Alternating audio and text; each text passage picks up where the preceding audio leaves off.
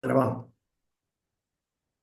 Hola, muy buenas. Buenos días, los que nos escuchen desde aquí, desde parte del planeta Tierra, y los que nos estáis escuchando de la otra parte del planeta Tierra, pues buenas noches, que es de madrugada prácticamente, ¿no? Tenemos también seguidores de la otra parte también del planeta Tierra, que allí está adelantada la hora, que es la zona de Polinesia, de Australia, que también nos siguen, de Nueva Zelanda también, de Malasia también, ¿eh? Saludamos aquí a algunos seguidores, hasta en Malasia tenemos. Tenemos también un seguidor que es de Dubái también, que es naturópata, ¿eh? Que dice que habla español y digo, estupendo, me alegro un montón. Pues entonces lo vais escuchando. De todas maneras, como esto queda grabado después también en YouTube, le doy al traductor y podéis traducirlo también, ¿eh? Entonces, también lo estabais escuchando de, creo que era de Toulouse, ¿no? Sí, de Toulouse, de Francia. Y que en cierta manera decía que no hablaba bien español, que no lo entendía muy bien, pues al traductor de YouTube, y del propio traductor después se puede ir viendo, escuchando un poco el tema, ¿de acuerdo? Por lo tanto, no, ahora mismo no hay problema de traducción. Aquellos que nos están escuchando ahí, saludamos también, tenemos aquí un colega enganchado de Filipinas, estupendo, que también habla español, pues bueno, pues cualquier pregunta, como estáis haciendo, vamos interviniendo, así que saludo todos, la zona que estemos, día, noche, tarde. Y el objetivo de ciencia naturopática, pues ya lo hemos dicho un montón de veces cada vez que comenzamos, pues seguir divulgando y promocionando y explicando bien lo que es la ciencia naturopática, porque después de más de 100 años ya, más de 100 años, que no hace 4 días, que a alguien se le ocurrió la naturopatía, sí, se voy a inventar esto, ¿no? ¿Eh? Quien acuña el término, ¿eh? Sistematiza el conocimiento naturopático, tiene nombre y apellido. Efectivamente, Benedicto Luz, no olvidarlo, ¿de acuerdo? Y hay un contexto histórico en el cual funda la naturopatía, no es una ocurrencia. No se le ocurrió de la noche a la mañana y dice, ya lo tengo, bien inventado. No, hay un contexto, ¿eh? Que se llama contexto histórico, ¿eh? Y después está el contexto de justificación que justifica lo que él hizo. Por lo tanto, ya la naturopatía tiene ya más de 100 años. Habéis preguntado muchas veces, ¿cuál es la fecha que todo el mundo medio estamos de acuerdo que comienza la naturopatía? Porque la mayoría dice a finales del siglo XIX, principio del XX. Bueno, la fecha exacta, que ya por lo menos nos hemos puesto de acuerdo, es 1892. Que habéis preguntado, que varía mucho. Bueno, la fecha exacta que ya estamos ya poniéndonos de acuerdo, es 1892. A partir de ahí es cuando comienza el proceso tanto de la historia como de la sistematización de la ciencia naturopática. Por lo tanto, después de más de 100 años, pues evidentemente tenemos ya un bagaje científico, que es muy importante, de leyes, teorías, de modelos, métodos, en la cual se ha ido desarrollando una ciencia. ¿Eh? Por lo tanto, la naturopatía, repetimos, no es una rama de, no es una especialidad de, no es la alternativa de, no es lo natural de, no es el complemento de, sino que es una ciencia de carácter autónomo dentro del marco de la ciencia de la salud, como las demás, ni más ni menos. ¿De acuerdo? Cuando Benedicto Luz funda la naturopatía, pues tenía un criterio concreto, que lo desarrolló muy bien, con un fundamento filosófico también. No era una terapia más. Él decía, no, voy a ver si yo curo de forma que el otro, como no ha curado, yo voy a buscar otra que cure de forma natural. No, ese no fue el razonamiento que él hizo cuando empezó. Simplemente él, como mucho, ¿ven? Pues tuvieron un problema concreto de salud y fueron a donde había. Dijeron, no hay solución ninguna. Y después dice, pues, bueno, pues tengo que salir de esta como sea. Y escucha, le comenta y dice, pues hay un señor que con el agua, con las plantas, con esto, pues tiene un resultado muy bueno. Y dice, bueno, voy para allá. Y dice, oye, qué bueno es esto que me he puesto bien. Y el otro me dijo que me iba a morir. Ya tenía hasta el acta de defunción preparada. Pero eso tiene un nombre, se llama nihilismo terapéutico. Tiene un nombre. No es, bueno, pues como este no, yo voy a inventar otra cosa. Le voy a poner otro nombre. ¿Vale? Entonces tiene este problema, pues estaba en Estados Unidos, vuelve a Alemania, porque era de origen alemán, y dice, bueno, pues esto es interesante. ¿Eh? Y él conoce a Sebastián Sney y dice, oye, que esto es interesante, todo esto, como voy a Estados Unidos, pues todas estas ideas me lo lleva para allá. Y vamos a intentar pues, que haya un centro, que haya. Y vamos a divulgar estas ideas. Estupendo. Ya él cuando vuelva a Estados Unidos, ya sí, ya había allí, evidentemente, alemanes también en Nueva York, evidentemente. Y centros también que había allí. Y profesionales también que se dedicaban a la práctica, por ejemplo, del agua también. Ya había centros también en Nueva York, ¿no? O sea, que él se encuentra allí ya un contexto. No llega y dice, "Uf", se baja del avión, en aquella época no había tantos aviones, del tren, del barco, y dice, ¿ahora qué hago? ¿Alquilo un piso? ¿Dónde empiezo? No, ya había allí, evidentemente, todo un contexto y ya había también centros, por ejemplo, utilizaban el agua, por ejemplo, también utilizaban plantas, todo eso ya me lo había por allí también, ¿no? ¿De acuerdo? Que utilizaban también técnicas manuales, ya la osteopatía ya ya había centros también, de quiropraxia también, Palme ya también tenía centros también que se habían montado, es decir, que había todo unas herramientas que ya utilizaba en un contexto concreto. Entonces lo que trae otra parte también, conectas con lo que estaban allí y empieza a desarrollar todo lo que es la ciencia naturopática. Entonces cuando llega allí, extrae de Centuropa, ya llevaba tiempo desarrollándose, no había, diría, una cohesión, sino que era individuo, uno estaba aquí, otro estaba aquí y otro estaba aquí. Pero no había ni escuela, ni asociaciones, ni diríamos una sistematización de lo que estaban haciendo, evidentemente. Es lógico, todo lo que empieza aquí, yo hago esto, yo hago aquello y tú haces aquello. Después llega alguien que dice, oye, ¿qué relación hay entre A, B, C y D? Por la relación esta, que utilizan esto, que utilizan aquello y que los resultados son esto y que buscan esto. Ah, pues miren, una relación entre A, B, C y D. Interesante. Aquí en el centro de Europa, pues ya incluso anteriormente, un dato histórico 1848, pues ya a alguien se le había ocurrido esto, que tienen de común esto, que tienen de común aquello, que A, B, C iba a relacionar. ¿Eh? Aquí tiene que ver el agua con las plantas, con la alimentación, como decía yo, vegetariana, con el ejercicio, todos hablan de salud, natural, ¿eh? ¿Qué tienen de común? Y le dan un nombre, que ese nombre en alemán se llama Naturheilkunde, traducido a español, ciencia de la salud natural. Bueno, ya Benedicto lo entra en contacto, porque como comento, ese término es del año 1848, ya hace tiempo que sé. ¿Eh?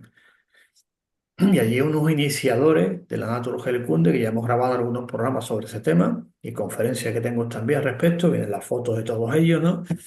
Quien forma la Naturheilkunde. Y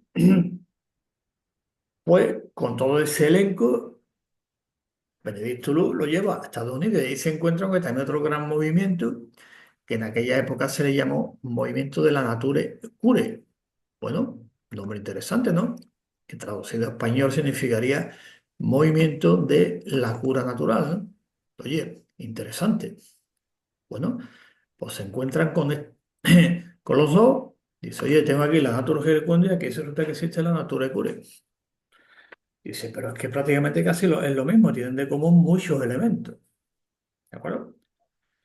Después ya Benedicto Luz, por una serie de circunstancias históricas, pues la traducción Nature Cure, pues los que nos dedicamos también a la historia de la naturopatía, pues rastreando dice, bueno, este es el término donde viene, porque Naturheilkunde vemos dónde viene, quién lo acuña, cuál es el objetivo de por qué lo hizo, todo eso sí, pero oye, Nature Cure, ¿dónde empieza? ¿Cuándo se empieza a utilizar? Pues resulta de que es una traducción al inglés de Naturheilkunde. Curioso. ¿Eh? Se traduce y también como dato curioso, la traducción, el libro que se escribe en Nature Cure, está escrito con un seudónimo. No es el autor original. Ya después, bueno, investigando a los que nos gusta, podemos decir, pues lo escribió esto, lo escribió tal. Pero en principio, quien escribe el libro primero, lo que es la Nature Cure, traducción de Naturheilkunde al inglés, lo escribe con un seudónimo. Por eso también, ¿no? Entonces, están los dos grandes movimientos, Centroeuropa, ¿eh? Del siglo XVIII, XIX. Bueno, pues Benedicto Luz, lo que llega es a ver qué tienen de común todos ellos Primero lo aprende, evidentemente, por práctica personal y después por estudio. Bueno, esto, ya aprende esto, estudiar tema y dice, oye, pues tienen de común todo esto. A partir de ahí ya define lo que es la naturopatía, ¿eh? Que es una nueva forma práctica de salud, como él dice, busca algo diferente, ¿eh? No busca la alternativa ni lo natural de, ¿eh? Y va sistematizando lo que es la naturopatía, poniendo las bases de lo que es, ¿de acuerdo? Entonces, acuñar términos, te habéis preguntado, lo hemos repetido también muchas veces, la otra vez, ¿de dónde viene? Naturepat, Naturepat, ¿de acuerdo? Y a partir de ahí, pues se desarrolla nuestra profesión. Después ya explicamos el otro día también el problema de la traducción al español, lo que pasa con Naturepat. Te habéis preguntado un montón. Bien, pues sí, es una traducción. Y ya hablamos que el problema del lenguaje era un problema de lenguaje. Vimos como en otros países se dice naturopatía en otros idiomas, y en las lenguas estas que son latinas, pues es el término que tenemos, ¿de acuerdo? Que a veces me dice uno, es que no me gusta. Bueno, pues el término ya está acuñado, ya está definido, ¿eh? Incluso en nuestra lengua, lengua hispana, pues también puede ser desacuerdo de nomenclatura, pero hay un momento histórico, ¿eh? Ya existía, pero hay una sistematización concreta que es 1958. 1958 es un momento muy importante para la naturopatía, para la sistematización de la naturopatía como ciencia, que es cuando Juan Steven Dulin, que es el primer naturópata de habla hispana titulado, estudió en la escuela de Benedicto Luz, enuncia el criterio naturopático. ¿Ven? Porque la naturopatía se va definiendo y siempre uf, empieza, porque hay un componente, queramos o no, de nihilismo terapéutico. ¿De acuerdo? Claro, si ese componente, por ejemplo, un ejemplo clásico, como Naturheilkunde, que es la palabra esta alemana que se acuña para ver qué tienen de común, 1848. Bueno, pues, como ya he dicho otra vez, se traduce al español como medicina natural.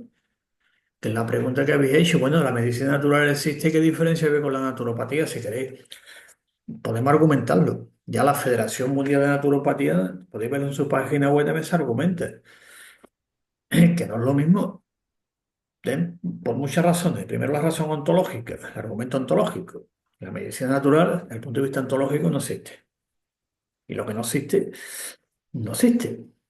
Yo puedo pensarlo, evidentemente, yo puedo pensar lo que quiera, pero una cosa es pensarlo, otra cosa que sea real, que exista. Como decía Ludwig Wittgenstein, que hay isomorfía. El ejemplo clásico, yo puedo pensar en un dragón, ¿a qué sé? Luego puedo pensar en un dragón y que echa fuego y tal, y no sé cuánto, y además que habla y todo, ¿eh? Y es una película, claro, pero eso realmente hay una isomorfía de si hay algo real. Pues algo, no, es que hace 10.000 años, sí, bueno, muy bien, estoy diciendo sí, como hipótesis las que quiera, pero el día a día, por lo mismo, la medicina natural no existe desde ese punto de vista. ¿De acuerdo? ¿Te la puedes inventar? Sí. ¿De acuerdo? Entonces, cuando Juan Steven Dulin desarrolla una pregunta que he hecho, ¿cuál es el contexto histórico? Es buena pregunta, ¿no? Es importante saberlo de dónde parte. Porque lo mismo que hizo Benedicto Luz, Juan Steven Dulin no se le ocurre porque sí, que estaba mirando al cielo y de pronto dice, ya lo tengo. Inspiración, ¿no? No estaba meditando aquel día, ni estaba haciendo un ayuno existencial, ni estaba en un monasterio. No fue inspiración de ninguna índole. Entonces, en ese contexto que él estaba, pues evidentemente, pues lo mismo que estamos hablando antes, que sí, medicina natural, que ya el término estaba en español al final del siglo XIX, había cierta confusión. Cuando América, pues también sabría, te empezó a hablar de medicina natural también. Inventa aquí en España, el término es español, no inventaba en otro idioma, no existía. Y se empieza a hablar, incluso después, incluso en Francia, que él conoció también, otro señor que practicaba también nihilismo terapéutico, y este hombre distinguía entre medicina blanca y medicina negra. Llegó a la medicina blanca y será buena. Y la otra negra es la otra que decía, que era Paul Carton, ¿no? Que también, Juan Steven Dulin también conoció a Paul Carton. Bueno, pues en aquel contexto, que estaba por lo menos lo que era en Europa, Y en Hispanoamérica, pues estamos un poquito diciendo, oye, ¿qué está pasando con la naturopatía? Y dice, pues entre la medicina blanca, medicina negra, la medicina natural. Entonces está un poquito, como diríamos, entre comillas, desviando, ¿no? Hay que volver un poquito a la sistematización. Entonces Juan Steven Dully elabora el criterio naturopático, pone los puntos, el que es la naturopatía, lo que no cumple estos puntos no lo es, ¿de acuerdo? Y lo especifica claramente, creo que hemos hecho un programa también con el criterio naturopático y también tengo ahí conferencias explicando bien el tema. Y una vez que a partir de ahí dice, bueno, pues empezamos ¿eh? con lo que es naturopatía y con lo que no es. ¿De acuerdo? Después de los años 70 pues acuñan el término medicina alternativa. ¿Por qué? Porque, bueno, una ocurrencia también producto del nihilismo terapéutico, ¿vale? Y ya a partir de ahí, pues todas las medicinas que queramos, todas las terapias que queramos, terapia alternativa, terapia holística, terapia, todas las que queramos, ¿de acuerdo? Y después, como dijimos el otro día también, observa bien, que es importante que observe que esté aquí llamando la atención, muy bien, es verdad. A ver si hay que repetir las cosas 1000 veces. Sí, bien, efectivamente. ¿La había observado ya? Que sí, sí. Efectivamente. Seguid observando en las redes si queréis seguir, pero no mandad, no sé, pantallazo y mandar enlace porque si ustedes lo estáis confirmando, lo confirmamos todo. Es decir, tenéis que confirmar los tres elementos que dijimos el otro día.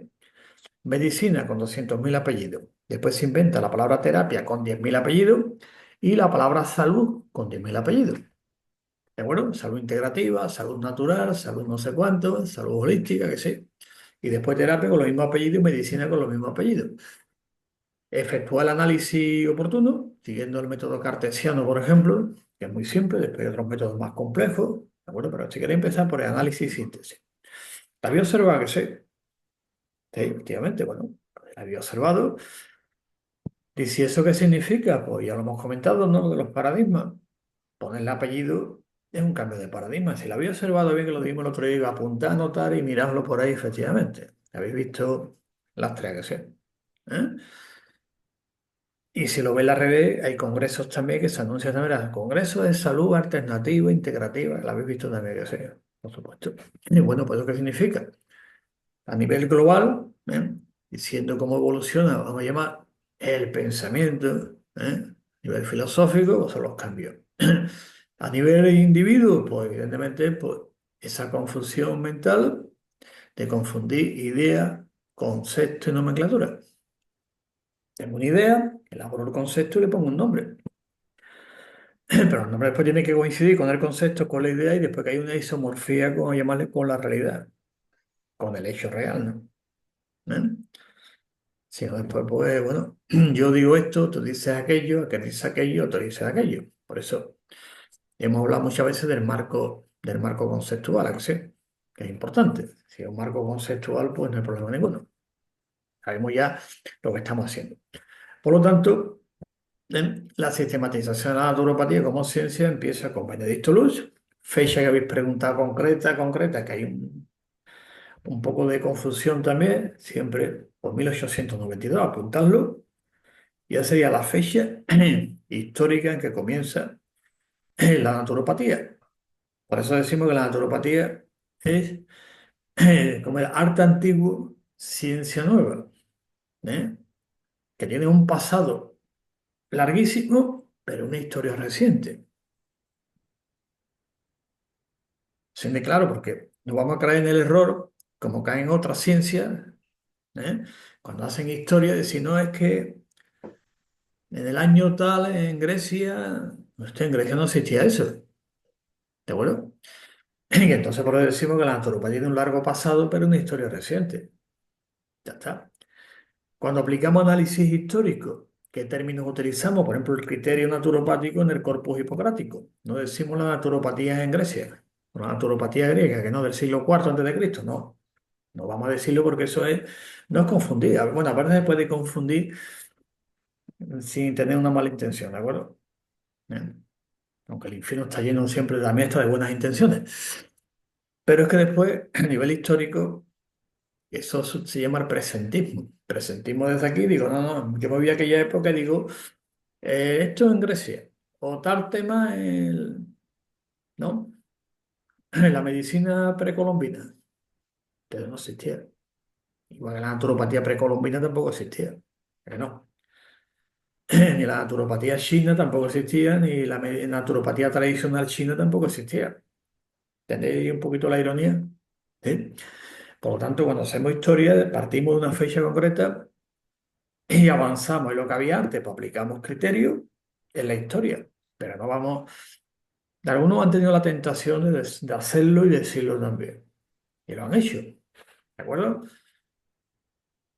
Pues bueno, la famosa frase, el otro día nos llegó también una colega va a hacer una ponencia muy interesante en el séptimo encuentro hispanoamericano y una de las frases que traía era una muy trillada ya, que decía que la medicina sea tu alimento y que tu alimento sea tu medicina, que lo dijo Hipócrates. Bueno, pues eso no lo dijo Hipócrates ni está escrito en ningún sitio. ¿De acuerdo? Eso lo dijo un señor en los años 60, un libro que escribió que le puso ese nombre, ¿no?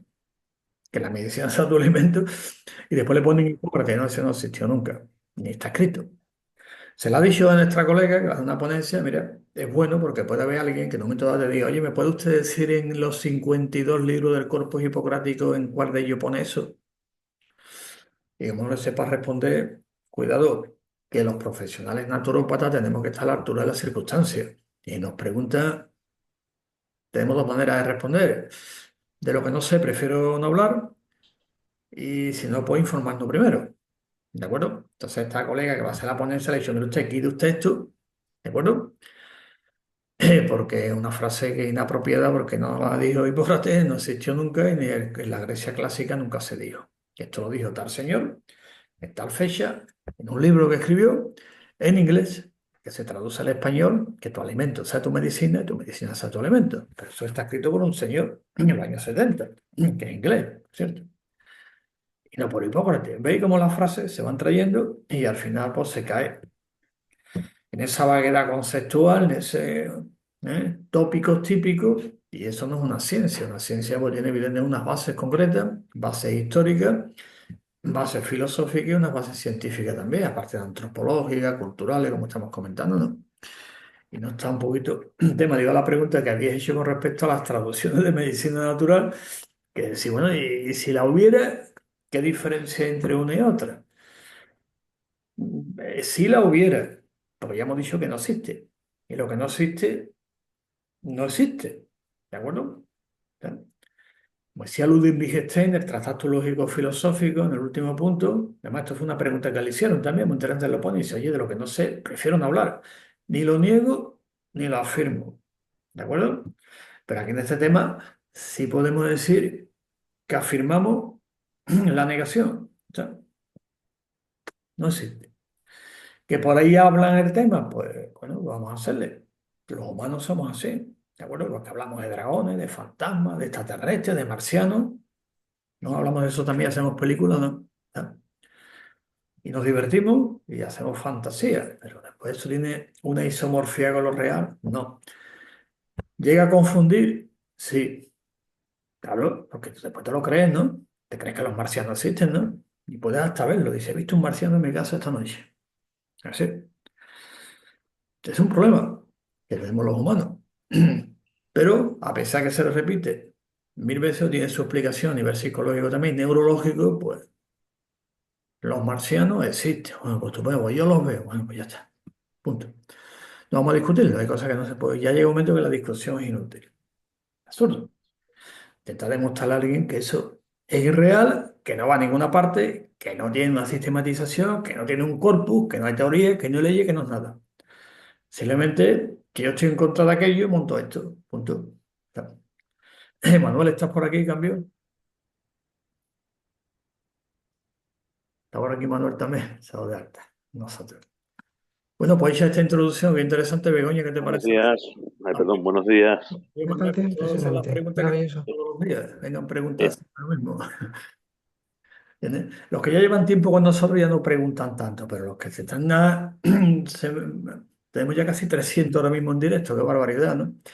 Pues bueno, vienen a preguntarlo. Pues estupendo, lo respondemos otra vez y le contestamos mil veces. ¿Eh? Y que en las redes ponen carteles y congresos y todo el tema. Bueno, pues mira, ¿no? Hay cosas que somos humanos, es inevitable. Quien quiera hacer un congreso sobre marcianos, pues también podrá hacer un congreso sobre marcianos, no hay problema ninguno. De debate. Y bueno, si es interesante, pues iremos a verlo, ¿no? El congreso sobre marcianos. Y son marcianos alternativos, mejor todavía que los otros que son los normales. ¿Vale? Uno mete antenitas y cedo, pues le ponemos otra cosa. También marcianos alternativos, holísticos, ya le ponemos todos los apellidos que sea. Hacemos otra película y nos liamos más todavía. ¿Vale? Bueno, pues dicho esto, vamos a comentar aquí con respecto al tema científico. Que habéis preguntado por el tema si en naturopatía, como toda ciencia, se basa en teoría, leyes, modelos y métodos, evidentemente. Pero vamos a explicar muy bien qué es una teoría científica. Y aquí nos basamos también en naturopatía, pues nos basamos en las mismas teorías científicas, tanto las generales como después particulares ya propias de la naturopatía, porque naturopatía, como evidentemente una ciencia transdisciplinar, ¿eh? Y evidentemente hay una parte praxeológica muy importante, pues se basa en las teorías que hay en la ciencia, tanto en la ciencia general como en las dos, vamos a decir, subdivisiones de la ciencia clásica, ciencias naturales y ciencias sociales. Pues evidentemente la naturopatía, como es transdisciplinar, de acuerdo, pues recoge de las ciencias naturales y recoge de las ciencias sociales que recoge por las teorías que sí nos basamos en las mismas teorías. Y después, si nos vamos al siguiente nivel, nos basamos también en las mismas teorías que las ciencias de la salud que hay. Es decir, una neurona es una neurona, una célula es una célula y el retículo endoplasmático es retículo endoplasmático. ¿De acuerdo? Y una neurona es una neurona. ¿De acuerdo? Y en física la energía, como estáis preguntando aquí, lo que hablamos el otro día de la energía, que la habéis visto, ¿eh? El vídeo, que sí. Somos energía, somos energía. Nuestra energía es E igual a m por c al cuadrado. E, energía igual a m, masa por la velocidad de la luz al cuadrado. No le demos más vueltas. Claro, usted dice que hay una energía por ahí, pues digo, usted explícala, vamos a sustantivizarla y vamos a operar con ella. Porque si una energía no es asible, medible y ponderable, pues entonces no existe. Tiene existencia en cuanto es, repito, asible, medible y ponderable. ¿Habéis visto el vídeo? Que lo comentamos también, pues estupendo. Pues estas personas, que incluso se autodenominan algunos de ellos naturópatas, pues que hablarle claro, decirle usted.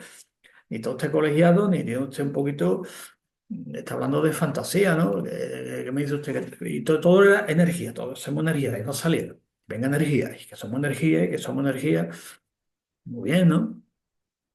Pero esa energía tiene un nombre, es medible y tiene una medida concreta.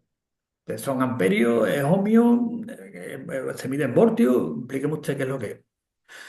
Se mide en bytes también, tiene usted tantos megabytes, explíqueme usted esa energía que es, porque yo quiero medirla por si tengo más o tengo menos. ¿Y cómo subirla? Pero tendré que medirla antes, ¿no? ¿O no? Y se mide. Y después dígame usted la energía cómo es, si es eléctrica, es magnética, es gravitacional, porque eso es lo que tenemos. ¿De acuerdo? Si es eléctrica, magnética, gravitacional a nivel macro. A nivel micro, pues son interacciones nucleares débiles, interacciones nucleares fuertes. Si usted ha descubierto algo nuevo, pues le daremos, lo proponemos para el Premio Nobel de Física. Es que el vídeo lo habéis comentado porque es típico. ¿A que sí es típico? La energía, la energía, la energía. No, bueno, usted, explíqueme usted. Es energía gravitacional, eléctrica, electromagnética. No es cuántica, sí, interacciones nucleares débiles o fuertes. ¿A cuál se refiere usted de las dos? Es que es cuántica, ¿no? Pero dígame usted cuál de las dos se refiere. La que es cuántica, pero cuántica, explíqueme usted. Después empezó con eso, ¿se acordáis el debate que tuvimos, no? Esto está basado en la cuántica. Bueno, pues me gusta explicarme las ecuaciones de transformación de Lorentz para yo enterarme de qué va esto. A ver, esa energía que usted habla, explíqueme usted las ecuaciones de transformación de Lorentz, que yo, con los años que llevo, no me entera todavía. En serio, no, me da muchas vueltas las ecuaciones de transformación de Lorentz y sinceramente no llego a entenderlo al 100% todavía. ¿De acuerdo? Y ya después la conversación se acabó, como vieron. Ya se acabó.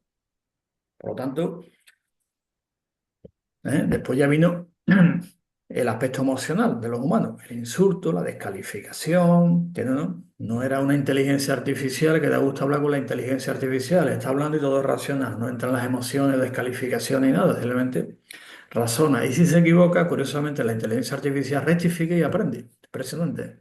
¿eh? Pues si hubiera hoy el debate, ¿eh? Naturopatía nos basamos en el método científico. Cuando hablamos de energía, pues lo que hacemos es sustantivizarla para poder operar con ella. Entonces, pues hablamos de energía, pero para que la energía yo pueda operar con ella, pues tiene que estar espacio, tiempo, movimiento. Si no es que no puedo, ¿de qué está usted viendo? Tendrá que ver un espacio, el espacio tiene que darse en un sitio, en un tiempo y un movimiento. A partir de ahí se puede medir. ¿De que sí? La última dice la energía, pues no, mire usted, nos estamos en el método científico en teoría. Teorías, evidentemente, de las ciencias naturales, la física, la química, biología, ¿de acuerdo? Ecología del sistema. Y en las ciencias sociales que nos basamos, pues la psicología, sociología, todas las ciencias sociales que hay también, ¿o no?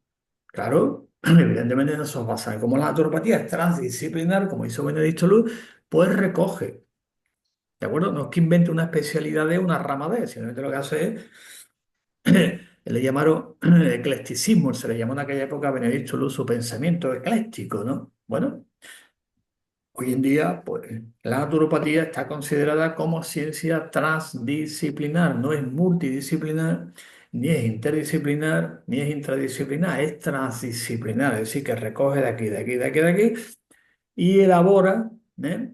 Emerge, se llamaría emergentismo, ¿no? Emerge nuevas cualidades de lo transdisciplinar. El transdisciplinar no es mezclarlo todo, venga, vamos a mezclarlo todo a ver qué sale, ¿no? No. Y es una forma que lo explicamos de una manera sin por encima, pero también he preguntado bastantes veces que expliquemos bien lo que es transdisciplinar. ¿De acuerdo? Entonces, por lo tanto, nos basamos en las leyes de la física, de la química, de la biología, en las leyes sociales, de psicología, neurología, en eso nos basamos. ¿De acuerdo? ¿Está? Entonces, el vídeo y la discusión que tuvimos el otro día, el debate muy interesante sobre este tema, pues al final, otra vez volvíamos a los tópicos típicos. Entonces, claro, cuando alguien escucha esos vídeos, esas conferencias, pues dice, oye, toda esta gente se basan en los científicos. Lógico, claro. Si usted no sabe lo que es las ecuaciones de transformación de Lorentz, por ejemplo, la constante de Planck, cómo se aplica al principio de certidumbre, algunos clásicos, ¿eh? O la teoría clásica de la relatividad como mínimo, ¿no?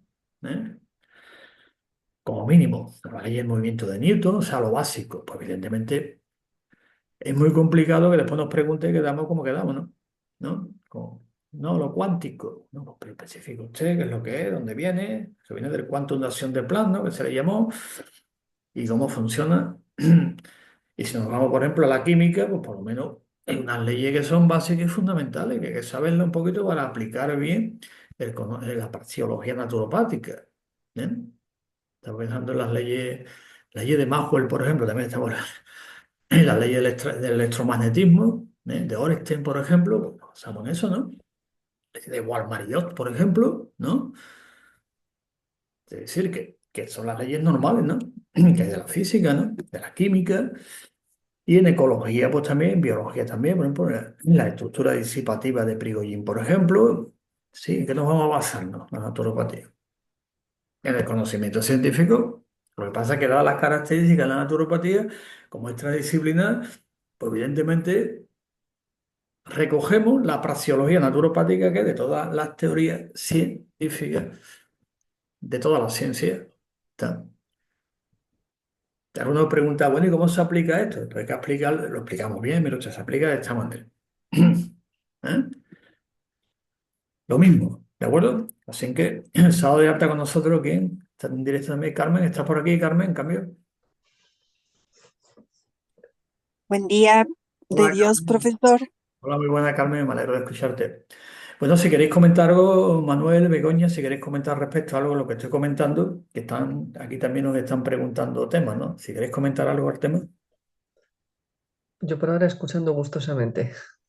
Pero si queréis comentar, porque están haciendo una cantidad de preguntas con respecto al tema de cuáles son las teorías naturopáticas. Las teorías que las que nos basamos en las teorías de la ciencia, después la naturopatía tiene modelos, ¿de acuerdo?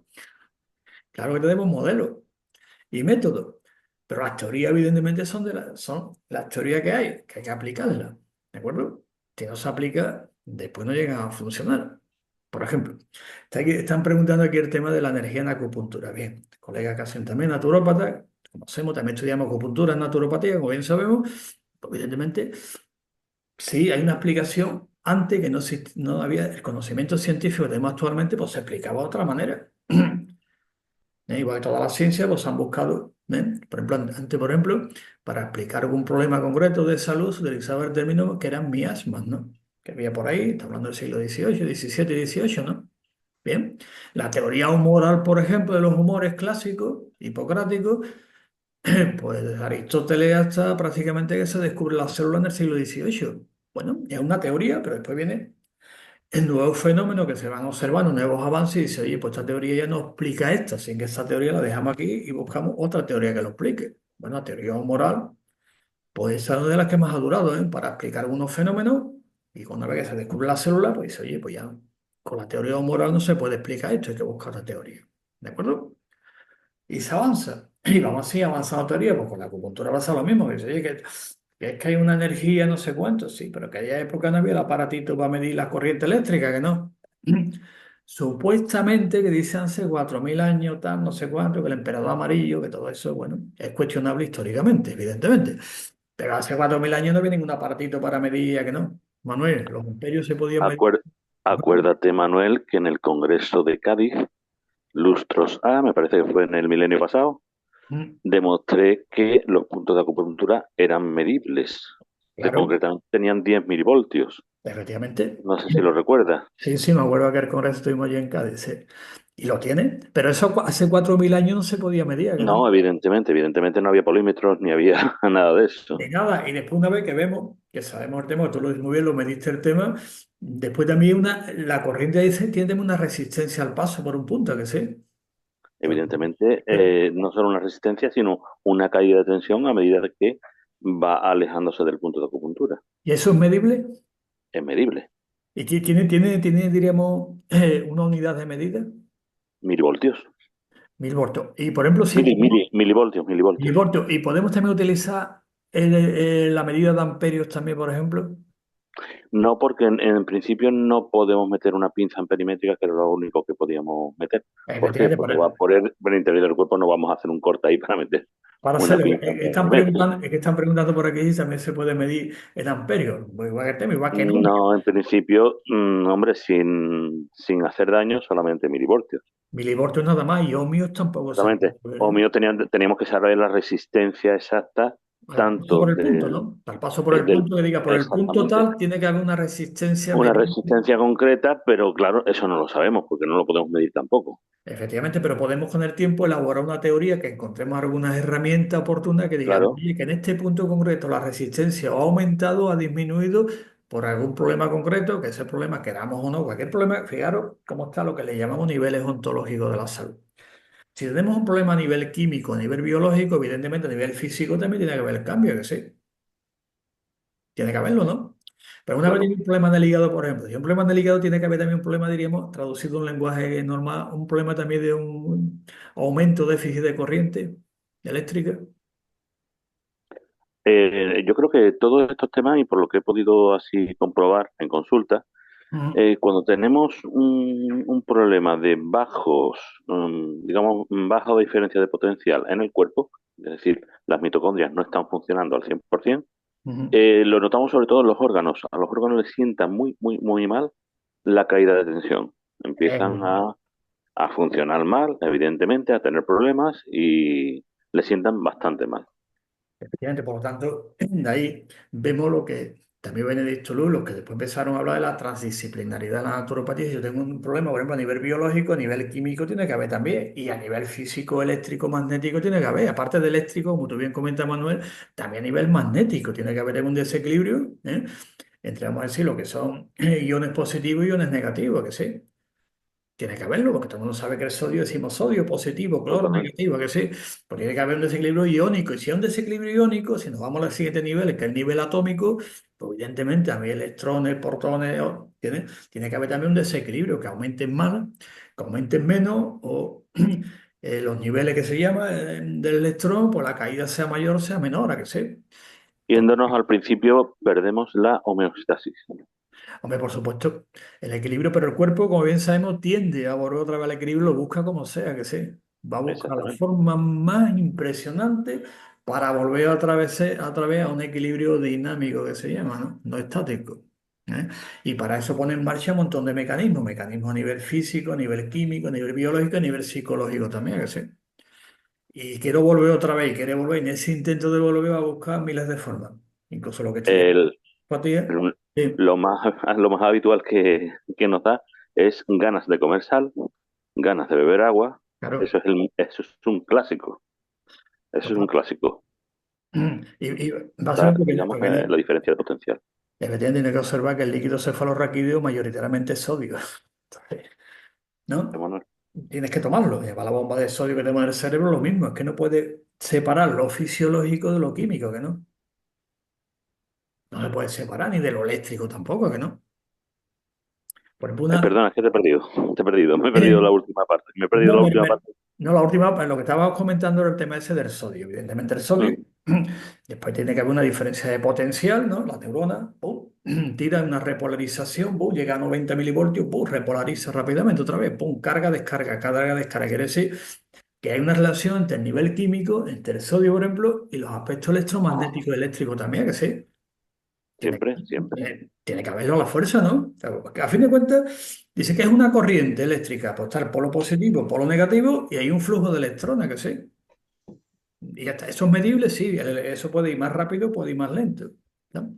El organismo humano tiene una corriente, vamos, esta es la pregunta del millón, la corriente nuestra de los humanos, ¿cómo era, Manuel? ¿Alterna o continua, te refieres? Esa es la pregunta, ¿usted qué opina? ¿Alterna o En la continua? corriente es continua. Continua, ¿no? Tiene que ser Es continua. continua. Tienes que tener la alterna, digamos, tendríamos pasos de sería la alterna en el cuerpo humano. Tendríamos ciclos por segundo, hercios. Efectivamente, Y en yo creo sí que no eso, está demostrado que haya hercios. Por lo tanto, o funcionamos en corriente continua, que no lo sabemos todavía exactamente, o funcionamos en alterna, pero a una frecuencia muy baja. efectivamente, mira, es un experimento que, bueno, está hecho ya, también participé años más, en los años 80, en que intentamos responder a esta pregunta. Y para responder a esa pregunta hay que hacer experimentos y hacer muchas medidas, que sé, ¿no? Y empezamos, realmente fue en un centro de yoga, estamos allí, entonces tenemos los aparatitos, tu colega también. Entonces, yo por lo menos no te escucho. No, sí, se ha perdido un poco la comunicación. Escucha ahora, no es que también se te pierde un poquito, Manuel también lo he visto, pero ahora se escucha ahora mejor o cambio.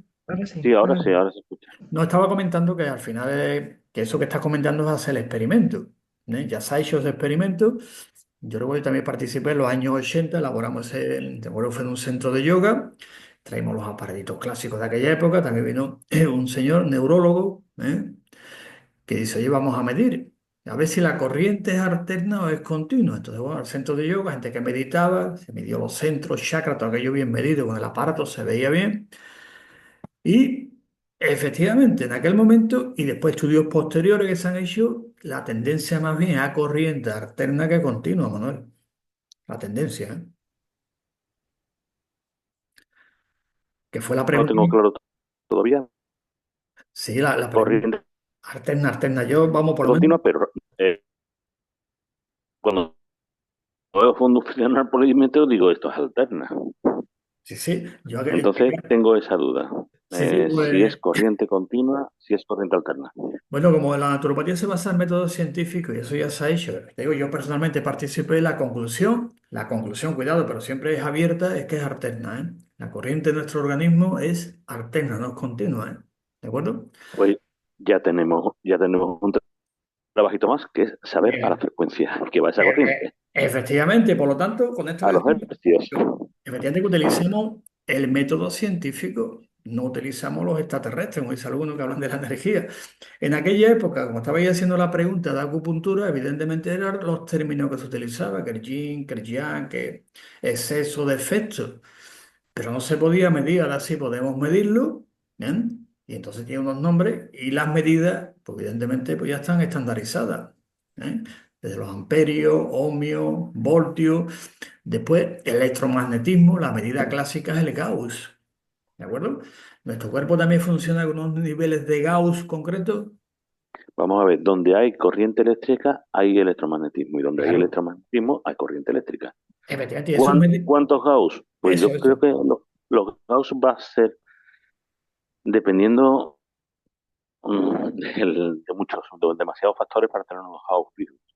Ujú. Pero la, Yo pre- no los he medido nunca. pero la pregunta, la Pero, pregunta, la pregunta concreta, ¿se puede medir? Es la pregunta. ¿Es medible? claro que es medible. Tenemos una medida internacional que es el Gauss. Sabemos Ujú. que en medida tenemos el sistema métrico internacional y después tenemos otro sistema. Entonces, el magnetismo, que va evidentemente con la electricidad, que es la ley de Oreste, que es la ley del electromagnetismo, tenemos el Gauss en el sistema internacional, después tenemos el Lincoln. Oye, ¿se puede medir? Sí, cogemos el aparatito y vemos que nuestro cerebro tiene, evidentemente, funciona una cantidad de Gauss muy concreto. Si sube más de la cuenta, vamos a entrar en hiper, como decimos, y si baja mucho, entramos en hipo, evidentemente. El corazón también tiene. O sea que no hay, que cada órgano va funcionando con uno concreto. Eso es medible también. Igual que es medible, ¿entiendes? Prácticamente todo eso que se llama energía. Por lo tanto, la pregunta que hace de acupuntura, hoy en día se puede medir y es medible. Que dicen por ahí que no hay base científica, sí la tiene porque se mide perfectamente, como Manuel está comentando, con el polímetro de toda la vida y después, evidentemente, otros experimentos muy interesantes que se han hecho también, ¿no? La diferencia de potencial y bueno, y pues ya se ha medido hasta el voltaje de una célula. ¿Cuál es el voltaje normal que funciona una célula? Impresionante, ¿no? ¿Eh? Pues funciona, Manuel, a 35 milivoltios. Y a partir de ahí, si sube mucho, Dato que no sabía. y si subes y te vas a 100 milivoltios, pues te puedes imaginar la célula cómo se pone. Y si te baja a 10 milivoltios, pues ya sabes lo que pasa, que sí, ¿no? Es decir, que todo lo que utilizamos en naturopatía está basado en el método científico y en teoría científica, no en extraterrestre, hombre, y es medible. Yo recuerdo, no sé, Manuel, creo que una vez en clase lo conté la anécdota en una feria de esta clásica, que traen un aparato que medía la energía. Ahí te lo coge los dedos, los polos positivo, negativo, lo va cogiendo así, va, y se ponía verde o rojo según el producto. Entonces yo me acerqué y le digo, oye, ¿eso qué es lo que mide? Dice, la energía sí, pero concretamente, ¿qué es lo que mide? Mide voltios, mide esto, ¿qué es lo que mide? Dice, la energía y de ahí no salía. Y al final yo le insistí, dice, mira, ¿te lo crees o no te lo crees? Digo, menos cuestión de creerlo, pero usted me dice que se enciende la luz verde, tengo esto, y si es la roja, tengo aquello, pues estará usted midiendo algo en mi cuerpo, ¿no? ¿O no? No ponía ninguna medida en la agüita. La agüita se movía, salía un color verde, calor rojo, pero no se medía. No decía la unidad de medida que había, ¿no? Después ya investigando con el tiempo esa máquina, que después ya vimos otra, lo que medía eran hercios, Manuel. Hercios medía. ¿Eh? Sí, era un osciloscopio. Efectivamente, entonces una medida de hercio, cómo funciona el organismo, sobre 50 aproximadamente, y si se sube más de la cuenta, pues se ponía de color rojo, y si estaba normal se ponía verde, y si bajaba se ponía rojo también. Entonces lo que medía, que después buscamos otras máquinas, hicimos la búsqueda, y efectivamente medía hercios la máquina, ¿eh? No la energía. Y me acuerdo de otro congreso lo mismo, ¿no? Explicando, "No, es que esto en la NASA Son se los estudiaba". hercios de nuestro cerebro, creo. Entre 8 y 9. Efectivamente, impresionante. Digo, mira, pues estupendo, ya sabemos lo que mide, sabemos cuál es la medida estándar y si de la medida estándar sube o baja mucho, pues evidentemente eso va a manifestar al organismo un desequilibrio. En algún órgano, puede ser el hígado, el riñón, pero digamos usted lo que está midiendo, porque si sabemos lo que medimos, podemos controlar el experimento, sí, porque sabes lo que mide. Si yo no sé si son hercios o son voltios o son Gauss, pues ¿qué estoy midiendo? A ver. ¿Ven? Por eso la importancia que me está preguntando las teorías, ¿en cuál nos basamos? Por ejemplo, las teorías y leyes, como esta que dice Manuel, leyes del electromagnetismo de Oreste, creo que era sueco, ¿no? Me parece, sí. Que él elabora las leyes del electromagnetismo, que son esto pasa una corriente, todo, ¿de acuerdo? Y después está la otra manifestación de la energía, que son lo que es la gravedad, está la electricidad, el magnetismo y la gravedad. Y ya está. La electricidad tiene sus medidas concretas, el magnetismo tiene sus medidas y la gravedad pues, se mide en gravitones. ¿Está? Después está a nivel micro las interacciones nucleares fuertes y las interacciones nucleares débiles, están todas interrelacionadas. ¿Está? A partir de ahí, ¿qué tenemos? Pues los estados de la materia, cómo se manifiesta la energía en la materia, es igual a m por c al cuadrado, ¿cuál es? Pues líquido, sólido, gaseoso, plasma, que es el cuarto estado de la materia, y ahora estamos con el quinto, pero es así. Y después eso se puede medir. Ya está. No hay más vuelta. ¿De acuerdo? Por lo tanto, voy a compartir, si no me importa, lo que es una teoría para que lo tengamos claro y cómo en naturopatía nos basamos en teorías. ¿Y qué teoría? Esto de la ciencia. ¿Y qué ciencia? Joder, pues la física, la química, biología, psicología. ¿En qué nos vamos a basar? Los extraterrestres, me digo yo. Bueno, pues aquí tenemos lo que es una teoría, muy interesante, ¿veis? Estas son teorías científicas. Y aquí está muy bien definido qué es una teoría científica. ¿De acuerdo? Como he comentado antes, tengo la idea. ¡Pah! La idea después tengo que pasarla a un concepto y de un concepto tengo que pasarla a unos términos concretos que es una nomenclatura. Si yo hablo español, pues diré enunciado de la teoría. Si A da, entonces ocurrirá esto. Ya tengo la borda. ¿Vale?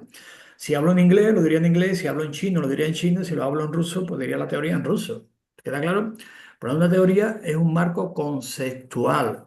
¿De acuerdo? La naturaleza es su marco conceptual también para estas teorías enmarcarlas dentro. La teoría, por ejemplo, del electromagnetismo, leyes del Orestein que se llama, nosotros después, ¿cómo la utilizamos dentro del marco conceptual de la naturopatía?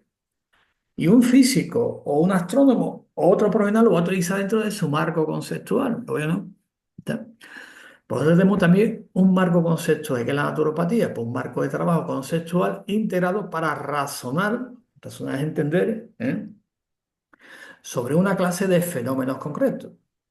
¿Eh? Como veréis, no se habla de realidad, la palabra realidad es más filosófica, fenómeno es más científico, más que un fenómeno. Un fenómeno es la intersección entre el sujeto y el objeto. Algo sin pa. Y la intersección entre el sujeto y el objeto se llama fenómeno. ¿Vale? ¿De acuerdo? Que esa intersección con el tiempo puede ir aumentando en función de la capacidad cognitiva del sujeto. Puede decir, oye, que el objeto yo lo veía así de chico y ahora lo veo más grande el objeto, pues ya sabes. Nueva conceptualización, nuevas teorías. Porque la teoría que tú aplicabas al objeto es lo que veía era esto. Resulta que ahora veo esto, pues resulta que ampliar esa teoría o elaborar una nueva. ¿Sí de claro? En los cuales son capaces de coordinar hechos existentes y leyes y a veces incluso proponer predicciones de otros nuevos. Si hacemos esto, entonces ocurrirá esto. Si hacemos esto, ocurrirá esto aplicando esto. Entonces también puedes predecir qué puede ocurrir si tú coges, por ejemplo, y dices, yo tengo aquí esto, y esto va a 30 milivoltios. Y si va a 200 milivoltios, yo puedo predecir lo que puede ocurrir, ¿a que sí? Puedo predecirlo sabiendo cómo funciona todo el sistema. Que se va a quemar la mitocondria, evidentemente, hablando claro, se va a oxidar. En términos así, es que se oxida, es que no puede aguantar tanto voltaje. ¿De acuerdo? Por lo tanto, la teoría científica, explicar y predecir. Ese es el objetivo. Explicar y predecir, nada más. No buscar la verdad. Explicaciones teleológicas significa que tengan una finalidad. Oye, yo explico para algo, ¿de acuerdo? Que sea práctico. Yo me pongo a decir, Dios existe, y eso ni es una ley, ni una hipótesis, ni una pregunta científica, ¿no? Tiene que tener una teleología, no teología. Cuidado, aquí pone teleología. Estáis preguntando que si pone teología, no, hombre, no. Por eso pongo este ejemplo de Dios. Teleología significa que tenga una finalidad, es decir, el para qué. Oye, esta teoría, ¿para qué sirve? ¿De acuerdo? No el por qué. Las teorías es para qué, no por qué. La pregunta por qué y la pregunta qué, nos vamos a la filosofía. Y las preguntas del para qué y el cómo, el para qué está a medio camino y el cómo es ciencia, las preguntas. Por lo tanto, el para qué es importante, ¿no? Y después una explicación mecanicista, decía que sea práctica. Si yo sé lo que es un electrón, bueno, y eso lo puedo yo aplicar a mi realidad concreta y a mi trabajo profesional, sí, por lo tanto tiene que tener una explicación práctica. La palabra mecanicista no es la más correcta porque eso da lugar a muchas confusiones, pero vamos, quiere decir eso, que sea práctico, que yo después pueda aplicarlo, si no, no puedo aplicarlo, por mucho que quiera. Por ejemplo, una teoría clase, por ejemplo, una teoría que está antigua, no es nueva, en la que se observa que evidentemente existen partículas en el universo que van más rápido que la velocidad de la luz. Bueno, he observado algo, ¿vale? Y ahora hay que elaborar una teoría, pero cuidado que la teoría vigente dice que la velocidad de la luz es lo más rápido que va una partícula, son los fotones, ¿no? Si usted es capaz de descubrir algo nuevo que va más rápido, y usted hay que elaborar una nueva teoría. ¿Para que sí? Tiene que elaborar una teoría nueva, que sí. Porque con la teoría que tiene que explica la velocidad de la luz, no puede explicar algo que vaya más rápido que la luz. Por lo tanto, usted que busca una teoría nueva, que lo explique. Y una vez que usted encuentra la teoría, tiene que elaborar una hipótesis para decir, oye, he hecho un experimento y efectivamente esto tiene existencia. ¿De acuerdo? No es una teoría que yo elaboro, ¿de acuerdo? Sino que después tienes que pasarlo después a un aspecto, como dice aquí, práctico. Bien. Entonces llega un señor, se llama Feinberg, hace ya tiempo, y dice, oye, yo observo que algo. Después, hace poco también ya se han hecho los experimentos y parece que sí. En aquella época Feinberg, él le puso un nombre, porque hay que ponerle nombre, ¿no? A esa teoría le llamó teoría de los taquiones. Taquión, que viene de la palabra taquicardia, taquigrafía, que es rápido. Y le puso ese nombre, taquión. Bueno, están los fotones y ahora teoría de los taquiones. Oye, pues, parece que hay algo más rápido que la luz, ¿eh? Pues ya está, que sea capaz de explicar algo y después predecir evidentemente a dónde podemos llegar con esa teoría de los taquiones, dónde podemos llegar. Porque la teoría de los fotones, velocidad de la luz, ya sabemos dónde llega, ¿no? Esto está a tantos años luz, ¿vale? Con esta nueva teoría, ¿qué puede ocurrir? Pues bueno, pues nuevos elementos. Y como esto, teorías, por ejemplo, la teoría clásica del Big Bang del universo. Hay un momento que aparecen fenómenos nuevos y dice, oye, esto no se puede explicar con la teoría del Big Bang, como decimos. Entonces, se llama a sacar otra teoría nueva, le llama la teoría de la inflación, no de la inflación económica, la teoría de la inflación del universo. Bueno, pues mira, esa teoría puede explicar fenómenos nuevos, que por ejemplo el telescopio este, como bien sabe, que está por ahí, está viendo, observando cosas nuevas. Dice, pues ya no vale el Big Bang, ahora hay que buscar otra teoría nueva que pueda explicar esto. Entonces le están llamando teoría de la inflación. Bueno, pues nada, estupendo. Y así como avanza la ciencia con teorías científicas.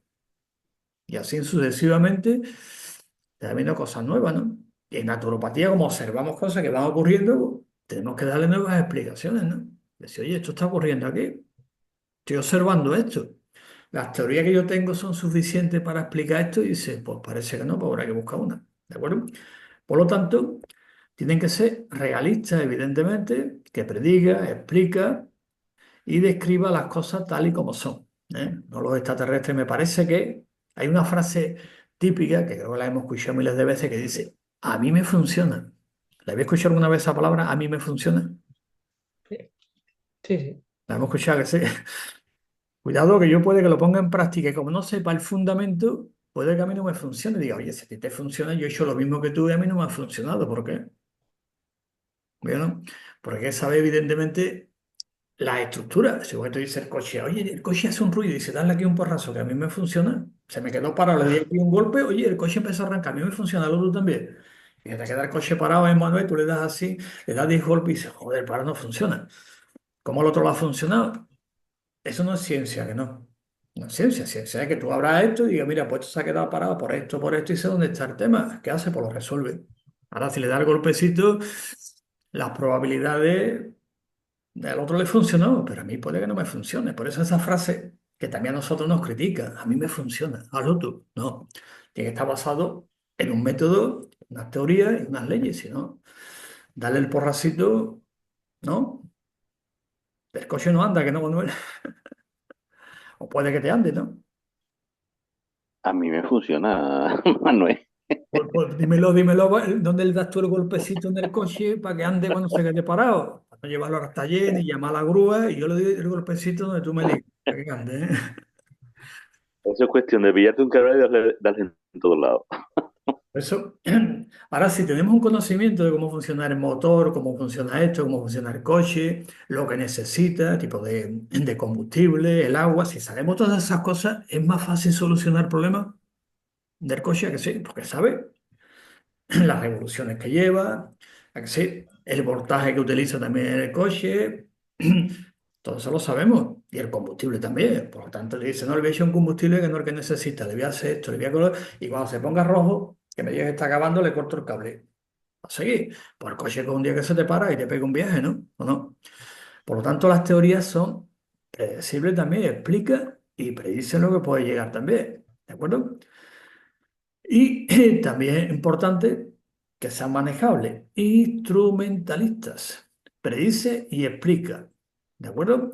Y después, evidentemente, las teorías son abiertas, es decir, que puede haber nuevos fenómenos, que yo pueda explicarlo y digo, bueno, pues tenemos una nueva teoría.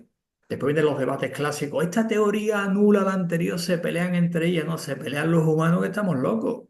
La mía es la mejor, la mía es la menor, mire usted, no. Se llama modelo de teoría abarcante como lo definió Bunge. Es decir, yo tengo una teoría que explica esto, pero aparece este fenómeno y digo esta teoría, pero esta teoría explica esto y esta teoría explica algo que esta no explica. ¿Son incompatibles? No, porque las dos explican parte de una realidad que después lo que hace la naturopatía mediante esa transdisciplinaridad es verlo de manera sistémica. ¿Oye, no? No que se peleen las teorías, que yo no se peleen. Esta explica esto, esta explica esto y esta explica aquello. Punto, pero son puntos de realidades y después si integramos esas realidades veremos el conjunto. ¿Ya? Eso Mario Bunge le llamaba, gran filósofo ya fallecido, un filósofo que se llama la corriente post-popperiana, ¿eh? Pues lo definió como modelo de teoría abarcante. Ve usted, las leyes del universo de Newton no son incompatibles con las teorías de la relatividad, sino que las leyes de Newton explican una parte, las leyes de Galileo del movimiento explica otra y la teoría de la relatividad explica otra, pero no son incompatibles, ¿no?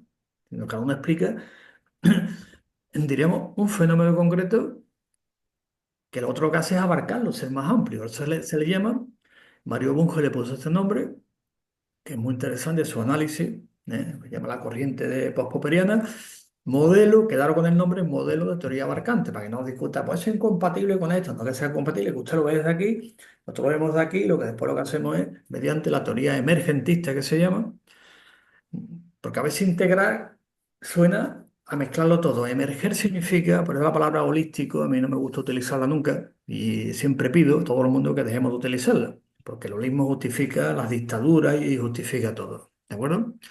Más eso lo inventó el término un oficial del ejército sudafricano en una circunstancia concreta y elaboró esa teoría. Él no era ni filósofo, ni estudiante, ni biólogo, era militar. ¿Vale?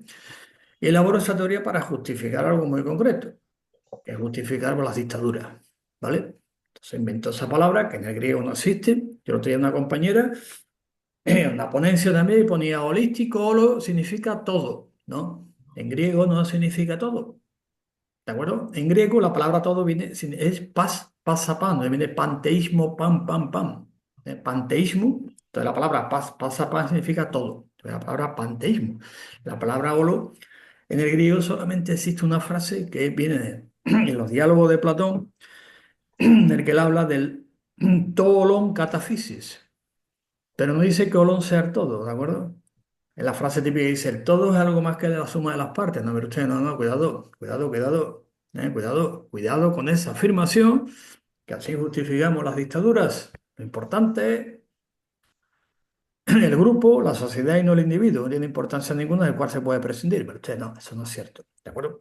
Entonces, una teoría más anterior, porque este señor no la estudió, que es la teoría de Stuart Mill, que le llama emergentismo, que se basa en otra más antigua, ¿eh? Que no voy a entrar en ella porque ya lo expliqué en una conferencia, se llama emergentismo. ¿Qué es el emergentismo? Yo tengo hidrógeno y tengo oxígeno, se van a unirse mediante unos principios concretos y de ahí va a emerger una cualidad nueva. No significa que el agua sea la suma de las partes, que no.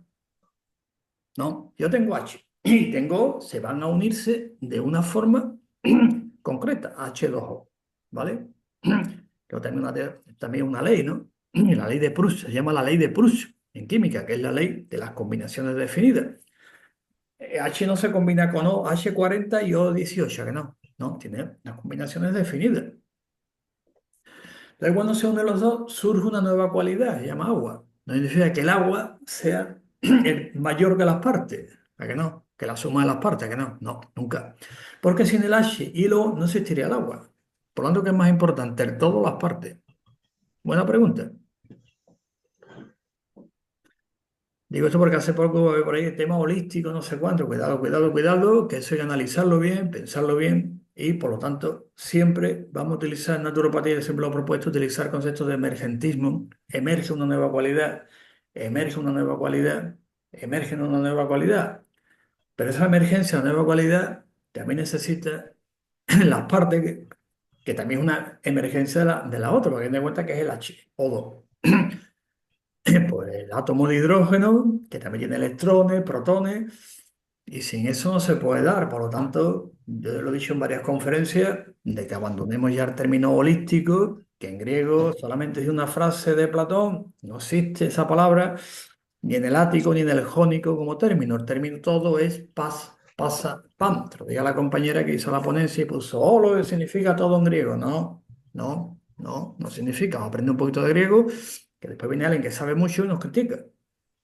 Y nos llama, pues eso, dictadores, usted está por las dictaduras, no sé cuánto, con el holismo. Digo, ya, claro. ¿Entendés? ¿No? Por lo tanto, las teorías, evidentemente, tiene que tener una correspondencia con la realidad, con lo que veo y observo. Y una correspondencia, en Wittgenstein le llamaba isomorfismo, pues evidentemente te estamos elucubrando y al final nos perdemos.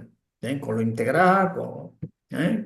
Con lo integrativo, con lo holístico, que es una palabra muy común que se ve en las redes, holístico, terapias holísticas, medicina holística, somos holísticos. Que también uno comentó que la naturopatía era holística, ¿no?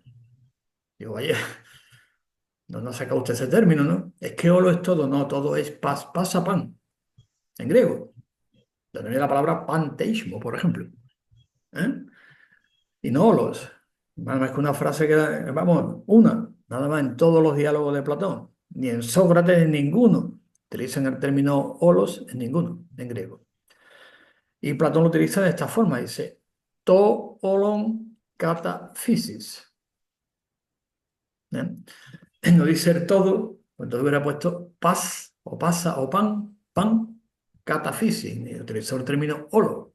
Bueno, yo de esta manera lo estaba mirando en los diálogos de Platón en griego y tengo dudas de que esté, ¿eh? Tengo dudas, y me lo he leído todos los diálogos en griego, ¿eh? Tengo que leerlo. Y no lo he encontrado directamente, ¿de acuerdo? Digo que tengo mis dudas, no estoy negando que no esté, por lo menos lo que yo he leído en griego, no he encontrado el tolón catafísico, a veces me han dicho mucho. Yo también lo he puesto en algunos apuntes, ¿eh? He puesto tolón, pero yo directamente hasta ahora no lo sigo leyendo, a ver si lo encuentro algún día, ¿vale? Por lo tanto, es importante, cuando la veremos teoría, si es que la teoría holística, no, el holismo no es una teoría. Eso entra en el plano filosófico. En filosofía no hay teoría, hombre. Teoría hay en la ciencia, en las explicaciones que damos. Filosofía no. Filosofía lo que hay son principios, razonamientos, a veces hasta sofismas, falacias, que lo confundimos con razonamiento y utilizamos la lógica. Eso es filosofía, no confundirlo con ciencia, ¿de acuerdo? Bueno, pues esto es lo que hacemos con las teorías. Utilizamos las mismas que la física, que la química, que la biología, que la ecología del sistema, utilizamos lo mismo, no nos salimos de aquí. Y todo eso es medible, asible y ponderable, sí, se puede pesar, se puede medir, se puede, ¿no? Un gramo, si esto pesa un gramo, pesa un gramo. Si es un centímetro cúbico, es un centímetro cúbico, ¿no? ¿Está? Y no le damos más fuerte. Si es un litro, es un litro. Y si es una caloría, pues todo el mundo sabe lo que es una caloría, lo que es un julio, lo que es un vatio. Eso lo sabemos que sí. Como una vez me preguntó uno, me dice, oye, ¿el ser humano también funciona en vatios? Manuel, ¿tú qué opinas?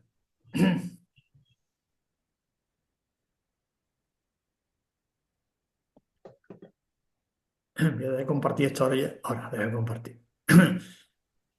Yo opino que sí, Yo porque creo que evidentemente los vatios es, eh, bueno, la intensidad por el voltaje por la intensidad. claro, Si tenemos voltaje, tenemos intensidad, tenemos que tener vatios. seguro. Entonces, Y una pregunta que están haciendo aquí, Manuel, te la voy a trasladar y tú la respondes. Dice aquí que si encima podemos, igual que los coches, con caballos. La medida. bueno, Me vamos están a ver. preguntando por aquí. Un caballo de vapor son 736 vatios. Es simplemente cambiar medida. O sea que se puede, ¿no? Es decir, claro que se puede Lo que están medir preguntando en por aquí. caballos, porque el caballo es una transformación de medida. Ya te digo, un caballo es equivalente a 736 vatios.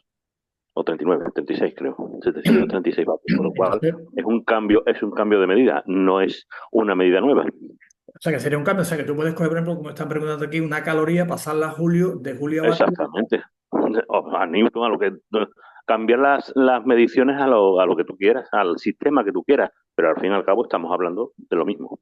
Efectivamente, es lo que están preguntando, digo, pues sí, yo creo que sí, que se puede, que tú, en un momento dado, si tú haces esa correspondencia, pues puedes hablar de vatios, calorías, y después decir, pues un ser humano trabaja con dos caballos, por ejemplo, de potencia, pues también se puede, porque es medible. Es la pregunta que estaba haciendo aquí un colega. Claro, Primero, os pido que os identifiquéis como colegiado, está identificando como colegiado. Podéis preguntar a todos los que estáis, pero los colegiados tienen preferencia, ¿vale? Si no os importa, poner colegiado tal y el sitio. Hombre de Alicante, es un colegiado de Alicante que está preguntando si el cuerpo como ser humano podemos también decir que también el cuerpo se puede traducir todo esto a caballos también. Por supuesto, podemos decir, pues usted tiene 2 caballos de potencia, usted funciona con 4. Ya está lo que claro. pasa es que estaríamos en un número muy bajo, 0,00. O sea, Claro, tienes que tener en cuenta que si tenemos un voltaje de 0,10, o sea, de 0,010 voltios, mm, la intensidad no creo que sea mucho mayor, siempre vamos a trabajar con cifras muy, muy, muy pequeñas. Por eso interesaría solamente tener el vatio e incluso una medida que fuese inferior al vatio. o sea, que se pone a correr con un coche no le gana, ¿no? Complicado. Que tú a un coche le puedas ganarle en 100 metros, ¿no? ¿No? Complicado. ¿Eh? Pero que sí, que todo eso es medible. Ya está. Igual que estamos hablando, o sea, que no hay ningún tema de que... Y todo eso, es lo que hablaba al principio, es la energía que tiempo, espacio, movimiento y después medible. Ya está. Y así sabemos cómo funcionamos, cuáles son nuestras medias, que llama dinámica, porque el equilibrio es dinámico, no es estático, tiene un equilibrio que tiene unos márgenes y fluctúa cuando pasamos del margen, vienen los sistemas de alarma, ¿para qué? Para que volvamos otra vez a los márgenes que tenemos cada uno. Son dinámicos, viene la alarma, ¡pa! Oye, que esto está, volvemos otra vez. Y todo eso es medible por voltios, en amperios, en ohmios, como habéis preguntado también caballos, se podía, pues también, en un momento dado, pues vatios, calorías, julio, vatios, pues, se puede también perfectamente. Y así sabemos las medidas que tenemos un ser humano y cuando nos vamos a este lado, que nos quedamos con menos, pues el cuerpo da señales de alarma. Y si nos vamos para arriba, pues dará señales de alarma también. ¿Y qué es la alarma? Pues diciendo, oye, hay que volver otra vez al equilibrio dinámico. ¿Eh? Que traducido ya después lo que hacemos en naturopatía, que decimos que es la salud, pues el estado natural del ser humano. Punto. La salud es esto, el estado natural. Si yo me salgo de aquí, vienen los sistemas de alarma, ¿para qué? Para que vuelva otra vez aquí. Está. Por eso cuando hablamos de salud no le ponemos la I copulativa de lo contrario. Decimos, o tiene usted salud, lo que hace es perderla. Punto. No le ponemos otro nombre, porque si le ponemos otro nombre, le damos otra entidad y se empieza a luchar contra lo otro. Que eso es de forma natural, ¿no? ¿De acuerdo? Bueno, pues entonces utilizamos, que quede claro, el método científico, utilizamos las teorías, que es la pregunta que habéis hecho, con una teoría, ¿cómo la hacemos? Aquí están. Y dentro de las teorías, por las que hay, la física, la química, la biología, lo que hay. Y después los debates de teoría, por ejemplo, la teoría del Big Bang, teoría de inflación, teoría del estado estacionario. Bueno, oye, qué bueno debatir. Después la teoría de la evolución, teoría que llama del diseño inteligente. Bueno, ya después vamos viendo. Y después de las teorías vienen las leyes, ¿eh? Que lo que hemos comentado, las leyes de electromagnetismo, las leyes, ¿de acuerdo? Y después de las leyes vienen los modelos. ¿Está? Por lo tanto, en eso nos basamos, no en otra cosa. Y como conocemos lo que es la ciencia, pues utilizamos las mismas teorías, ni más ni menos. Y a medida, y después están los debates de teoría, pues hay posicionamiento. Si usted es más bien evolucionista, ese evolucionismo clásico darwiniano, o está usted por la teoría sintética de la evolución, bueno, después ya como naturopatía, como corpus, se llama corpus naturopático, pues evidentemente se va definiendo sobre algunas teorías concretas, ¿no? Después ya a nivel particular naturópata, pues decir, mire usted, pues yo me voy a inclinar mejor por la teoría sintética de la evolución o por la teoría del diseño inteligente. ¿Por qué? Porque después yo le voy a aplicarlo de otra manera en mi consulta, ¿no? Pues ya. Después pueden decir, oye, hacemos un congreso de naturopatía, a ver mayoritariamente por qué teoría nos posicionamos, si la teoría clásica evolucionista darwinista o la teoría del diseño inteligente. Pues nos podemos reunir y decir, oye, mayoritariamente los naturópatas, debido a tal tema, cómo funciona el argumento ontológico, pues nos posicionamos por la teoría del diseño inteligente. Pues ya está. Después un naturópata que diga, no, yo voy a seguir con el evolucionismo, pues también. Pero al final nos basamos en teoría científica. Después la ciencia, pues debate. Hay algunas que se imponen más y otras menos. Ya está. Después lo que hay que observar, como hemos visto en las teorías, que después sean, que en la práctica sean realistas, que después funcionen a la hora de ponerla en práctica. ¿De acuerdo? Si vas a poner en práctica la teoría del diseño inteligente, después tiene que haber resultados, ¿eh? Y si vas a poner en práctica pues, una teoría clásica evolucionista, basada en las teorías, por ejemplo, de Jacques Monod sobre el azar y necesidad, pues después vas a aplicarla de esa manera, ¿no? ¿Vale? Y no confundir teoría con fundamento filosófico. Es la pregunta que estaba haciendo. Hombre, colegiado de La Coruña, interesante.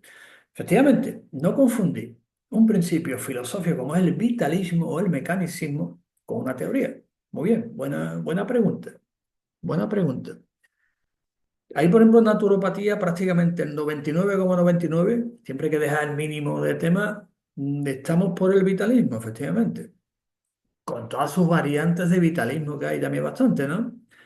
Pero sí, eso sí lo puedo garantizar que la mayoría no, el 99,99, estamos por ese principio, que es el vitalismo, pero no confundir un principio filosófico con una teoría científica. ¿Queda claro? ¿Queda claro? Sí. Por eso cuando se pasó, efectivamente, el comentario que estás haciendo creo que va por esa línea, teoría, que hemos hablado de la teoría del diseño inteligente, por el principio filosófico del creacionismo. Efectivamente, muy bien.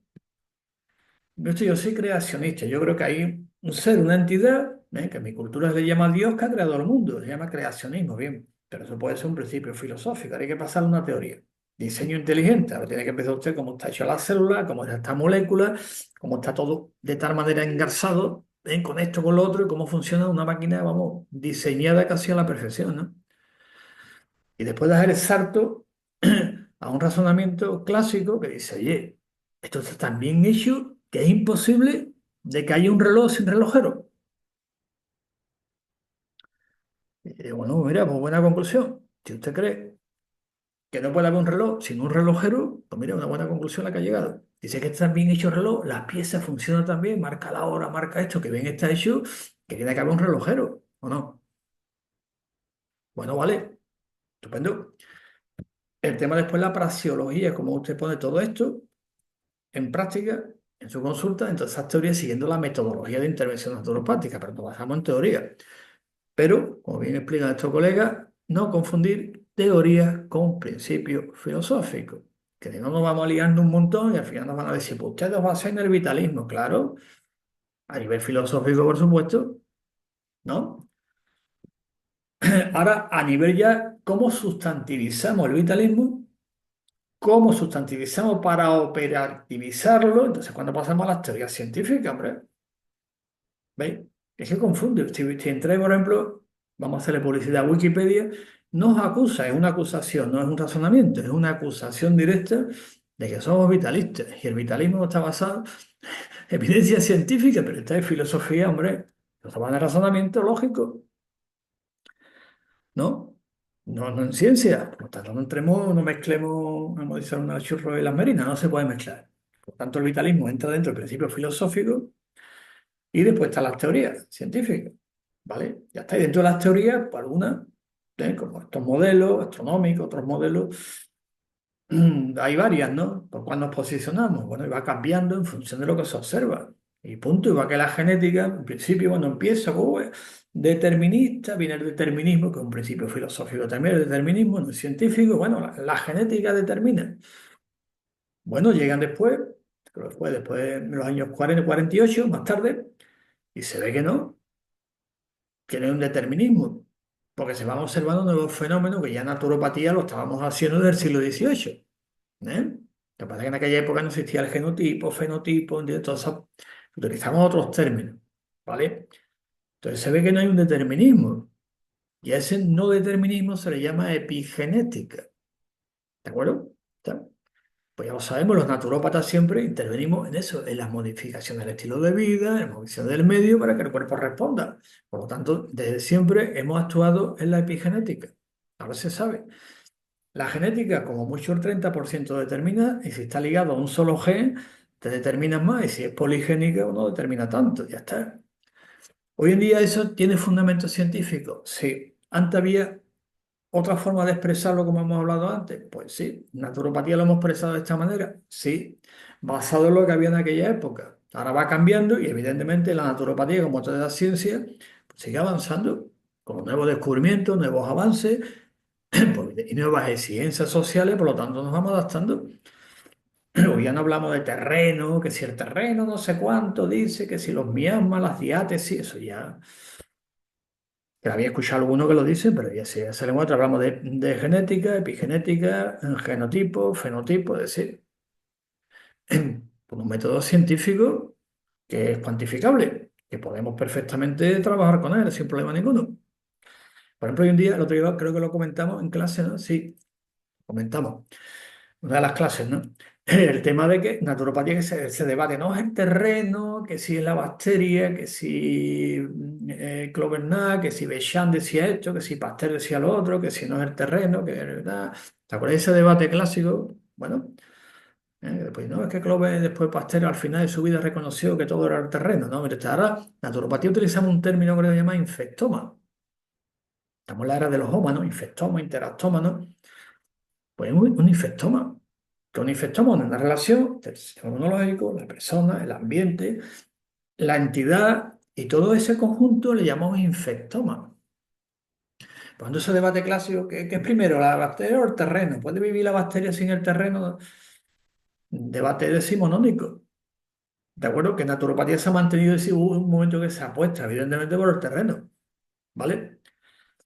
Con Clovernat, con Béchamp, por ejemplo, y después naturopatía es Henry Lilla, el que recoge toda esa tradición y le daríamos la conceptualización naturopática a Henry Lilla, ¿de acuerdo? Bueno, partemos y dice, oye, pero ya del siglo XVIII, XIX, tenemos el XX, estamos en el XXI, en naturopatía utilizamos el término que lo comentamos el otro día de infectoma. ¿Está? Bien, pues no me hable usted de que si la bacteria, que tal, que no sé cuánto, que... Y el otro no es que el terreno que la bacteria se alimenta necesita, no hablamos de infectoma. Que es un infectoma, después lo definimos, ya está. Por lo tanto, intervienen todas estas variables en que el organismo, pues, los sistemas de alarma, pues, estén ahí, ¿no? ¿Por qué? Porque es un infectoma. ¿Veis, no? Lo que, como hablamos, lo importante que es el sistema y lo que hemos hablado otras veces. Y después inflamación. No, es que tiene usted una inflamación, no, es que esto es por esto, que será esto, que si la citoquina, que tiene usted una infección, está usted inflamado, no, hablamos de inflamación. Es OMA. Como estamos en temas de sistema, vamos viendo, como hacemos naturopatía, siempre viendo el conjunto y las cualidades nuevas que emergen del conjunto. Por lo tanto, hablamos de infectoma, de inflamasoma, de interactoma, el genoma, o sea, claro, estamos, como se dicen algunos, estamos en la era de los homas, ¿no?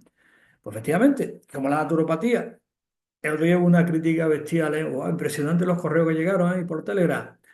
Porque lo he dicho más de una vez y un compañero también lo hemos dicho. La naturopatía está a la vanguardia de la ciencia. Yo para aquellos que nos critican, que no iba a ser científica, no sé cuándo, está a la vanguardia de la ciencia, cuidado, ¿eh? ¿De acuerdo? A la vanguardia.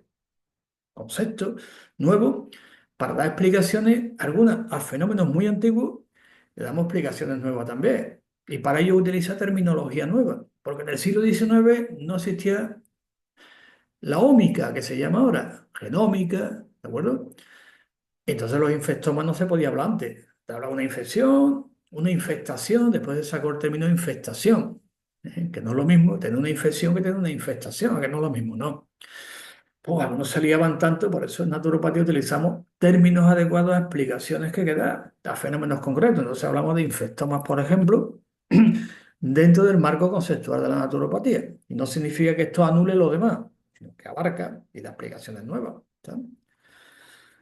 Pues, oye, es que las plantas actúan a nivel epigenómico dentro de los microARN de los islotes, ¿está? Sí. ¿Y eso cómo se le llama? Herbogenómica. ¿Está? Tenemos el término. Oye, ¿podías actuar con plantas a nivel epigenético? Si lo hemos hecho siempre, lo que pasa es que ahora le damos la explicación científica y la nomenclatura científica, le llamo herbogenómica, ¿vale? Y podéis trabajar también las metilaciones de la posttraducción de la ARN, sí, claro, podemos actuar en las metilaciones posttraduccionales. Aquí están los estudios. Oye, ¿eso cómo le llamáis ustedes en planta? Pues herbogenómica. Pues, y si trabajamos con alimentos, pues nutrigenómica, que también está, es decir, que en naturopatía estamos como seremos a la vanguardia de la ciencia, ¿de acuerdo? Y como estamos a la vanguardia, ahora viene la segunda parte que terminamos ya, que es la pregunta que había hecho con respecto a una enzima concreta que es la aromatasa, que clásicamente la aromatasa, pues, sin entrar en detalle, como ya hemos dicho, que esto es una clase, de bioquímica, fisiología y endocrino, ¿de acuerdo? Pues participa en el proceso de formación, en este caso, de estrógenos concretos, de la hormona, ¿no? Entonces, evidentemente, en algunos problemas concretos, pues, hay inhibición. Utiliza un producto para inhibirla, un xenobiótico concreto y se inhibe. Venga, vale. Pues vienen a vernos y nos habéis hecho esta pregunta, siempre hemos dicho que vamos a analizarlo que como mínimo de 2 a 3 lo preguntáis. Como hay 3, pues vamos a ver la aromatasa, vamos a ver si podemos intervenir. Lo del producto y no importa, no vamos a hacerle publicidad, ya sabía a qué producto me refiero, que existe, pero vamos a ver si hay algún estudio científico de que con plantas podemos actuar en esta enzima.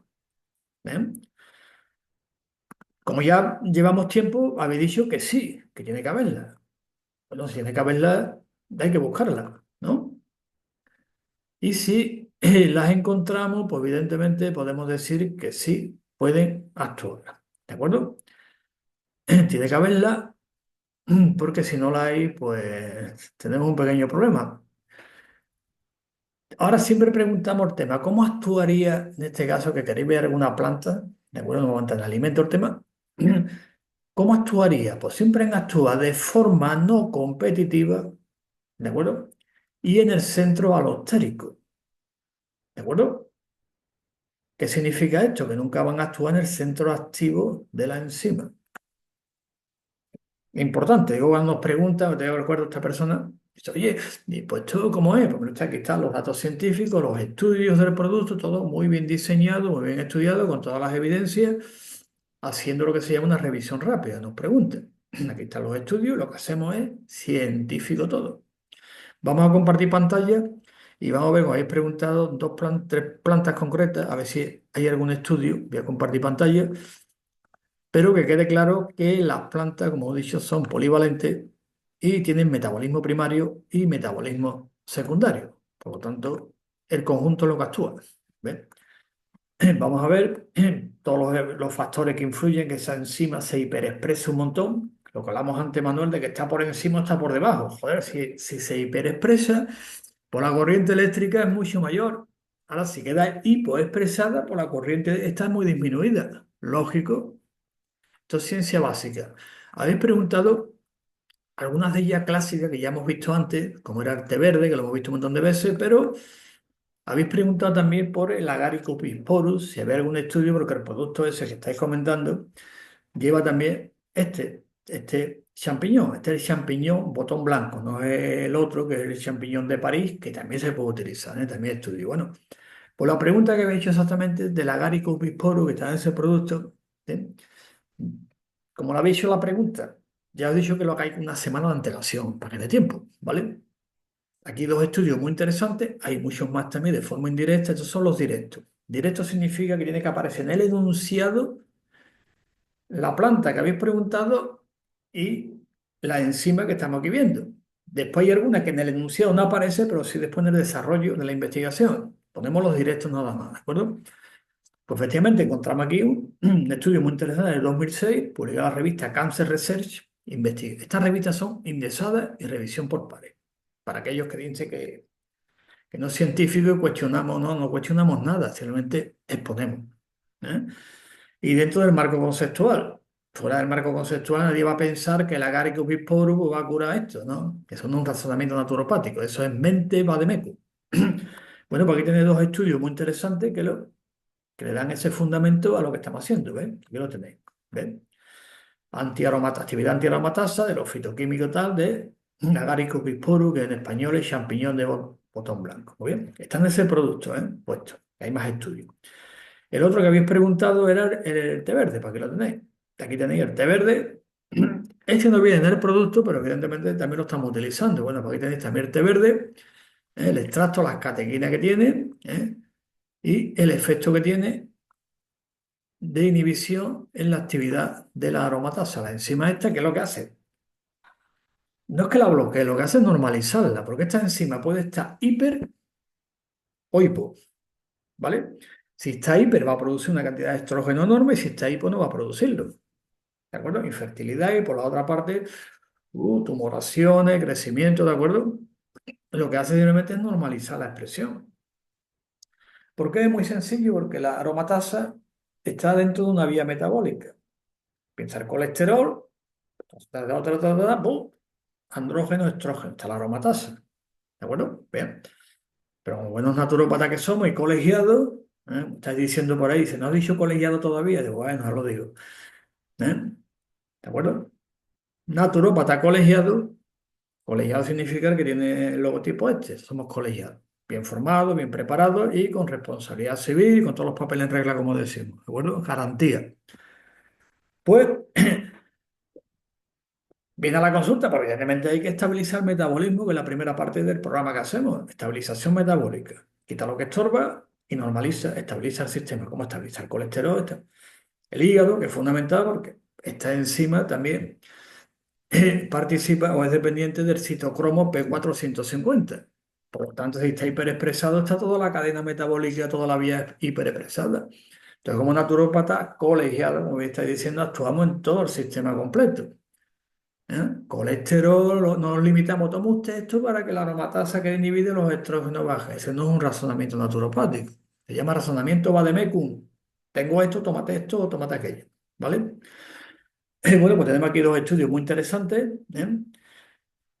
Después tenemos la mancha anillada, estas son las manchas clásicas, pero vamos a ver otro que habéis preguntado también. Aquí tenéis uno, que es la Euriquima longifolia, que es una planta que tiene saponinas esteroides, muy parecida al Pana ginseng.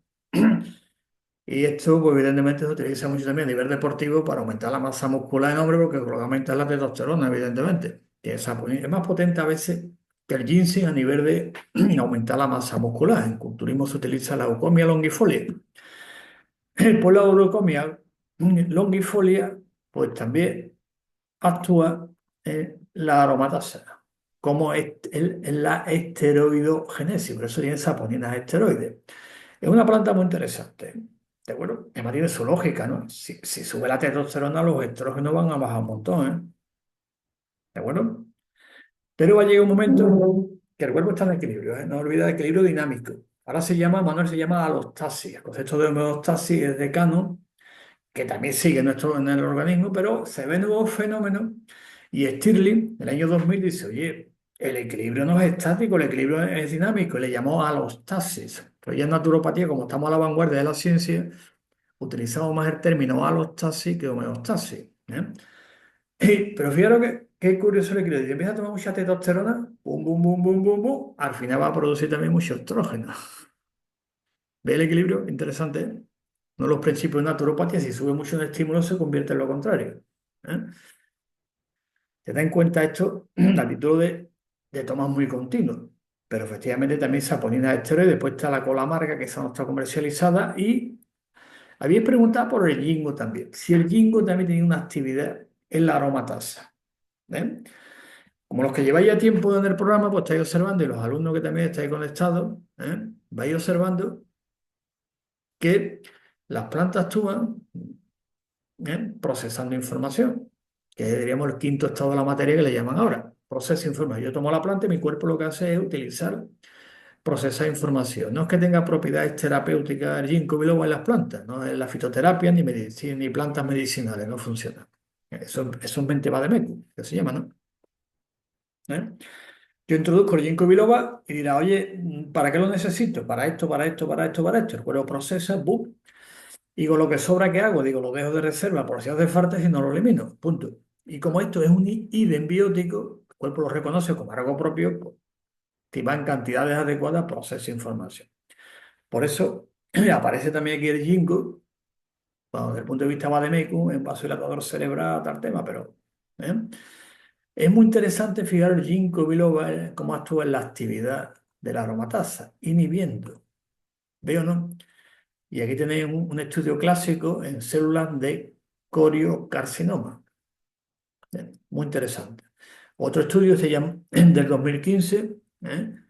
Los flavonoides, que es lo que tiene el ginkgo biloba extracto, cómo actúa en la biosíntesis de los estrógenos inhibiendo la aromatasa. Oye, pero de forma no competitiva en el centro alostérico. Ten en cuenta este detalle que es importante. No compite con la enzima, lo cual quiere decir que es reversible. Porque sin aromatasa, si se inhibe de forma competitiva y al 100%, desde el punto de vista técnico, llama castración química, ¿no? Ya no produce ninguno. ¿Eh? Es bueno, aquí tenemos estudios muy interesantes de ginkgo biloba que habéis preguntado, también habéis preguntado por el regaliz, que es un clásico, de regaliz también, ¿no? Actúa, y también por los flavonoides, que es la sustancia bioactiva, pues actúa exactamente igual. Esto es una línea, que habéis preguntado que eran los MSF7, que hemos hablado, que han salido varias veces, pues estos son líneas celulares de cultivo, de células cancerígenas de pecho, hacer cultivo. Se utiliza los flavonoides de regaliz, ¿eh? Y dice, oye, observamos cómo actúa eso significa hiperexpresión, overexpresión significa hiperexpresión de la aromatasa, es decir, que hay más aromatasa a la cuenta, usted está convirtiendo más estrógeno de la cuenta, está hiperexpresada. Vía lipo, colesterol, vía conjunto enzimático, el P450, citocromo P450, ¿qué está pasando en el hígado? ¿Qué está pasando? ¿Veo, no? Que está todo en hiper. Y además la corriente eléctrica también está en hiper, que se puede medir, está todo en hiper. Porque evidentemente, fíjate lo que hace Regalí, ¿no? Regalí es una planta muy interesante, que también los hombres baja la testosterona también, ¿eh? ¿De acuerdo? Muy interesante. Después están los tipos de Regalí, tanto el nuestro, el chino, y no puede faltar el lúpulo, que efectivamente, también otra pregunta que había hecho por el lúpulo, aquí lo tenéis.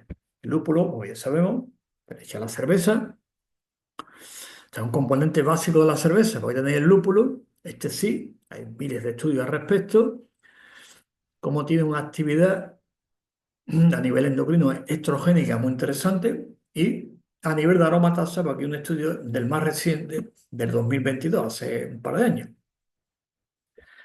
Y se observa cómo inhibe la aromatasa y si se mezcla con el regaliz, pues evidentemente aumenta la potencia, ¿veo no?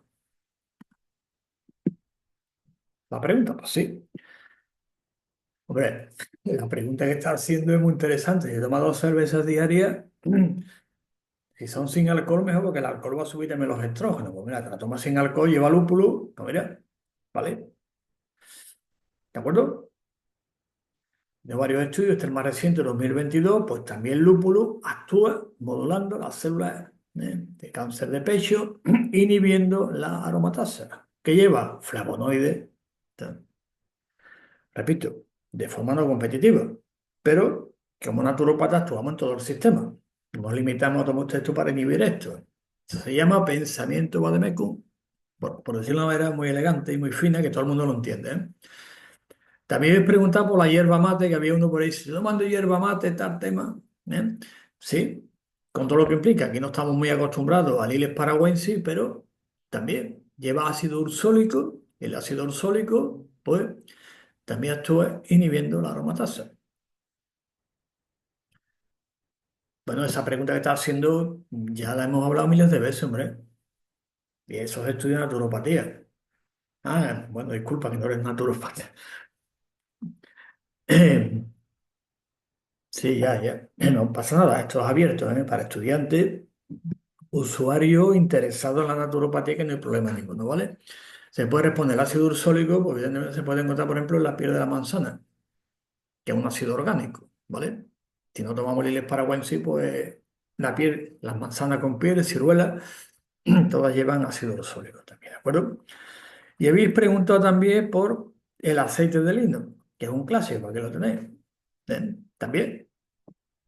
Otro inhibidor de la aromatasa. Pero repito que es importante, porque lo estáis advirtiendo mil veces que estamos terminando ya, que no significa que yo, una persona dice, he escuchado por ahí que el lino, no, déjate de ese razonamiento vademecum, que no funciona. ¿de acuerdo?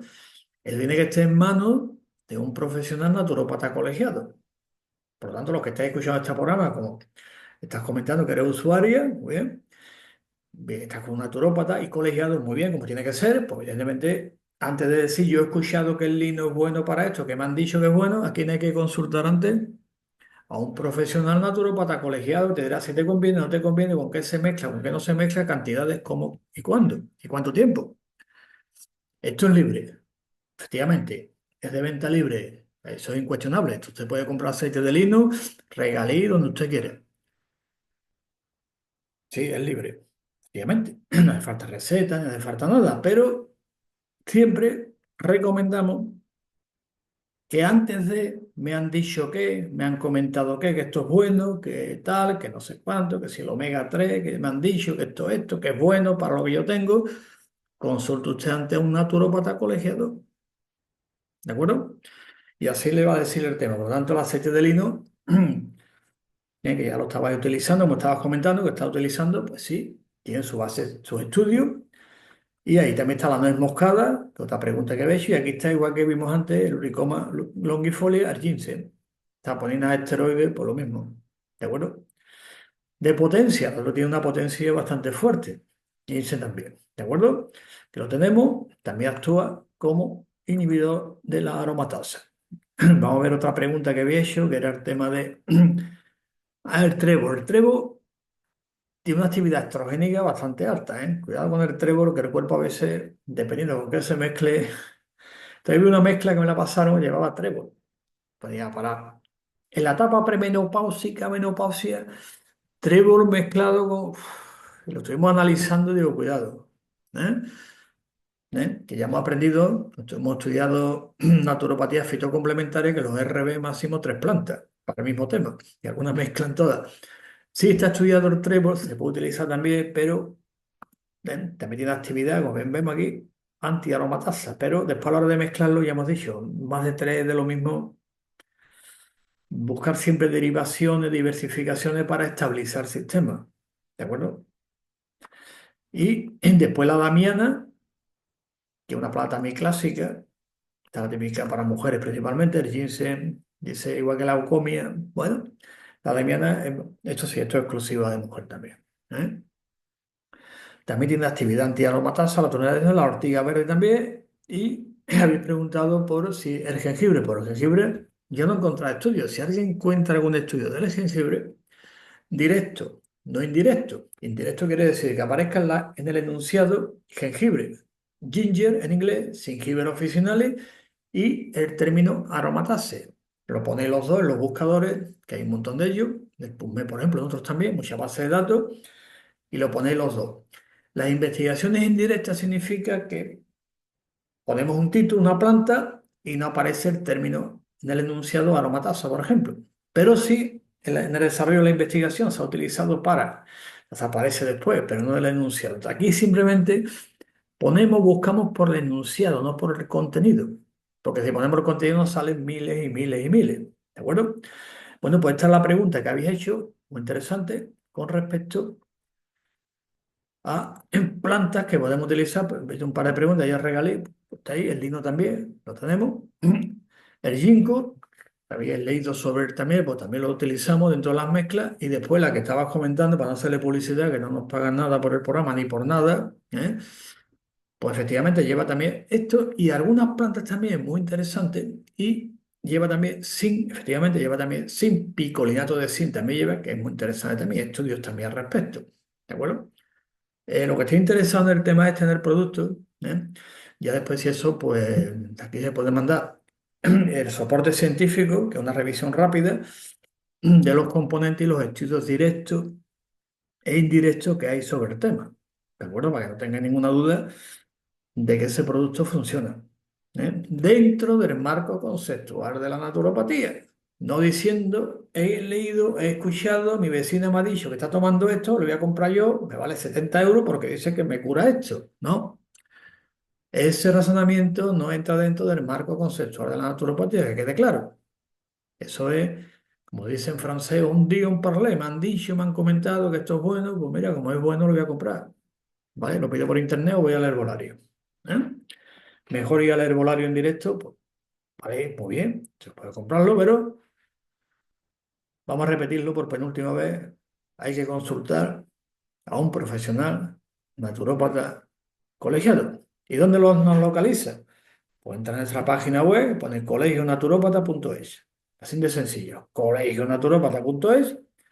Y ahí ya pues, bueno, ¿dónde vive usted? Pues yo estoy en tal sitio, para que tiene usted los naturópatas más cercanos, y usted ya elija, pues, es que yo quiero uno que a lo mejor esté más especializado, me han dicho, bueno, pues, que está en otra provincia, en otro sitio, pues se desplaza hoy en día por aquí, por las redes, pues también se hacen videos, como decimos, videoconsultas, ¿no? Así que,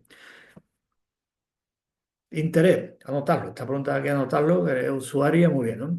Colegionaturopata.es. Y ahí ya os informa, mire usted, pues, está el sitio, ¿eh?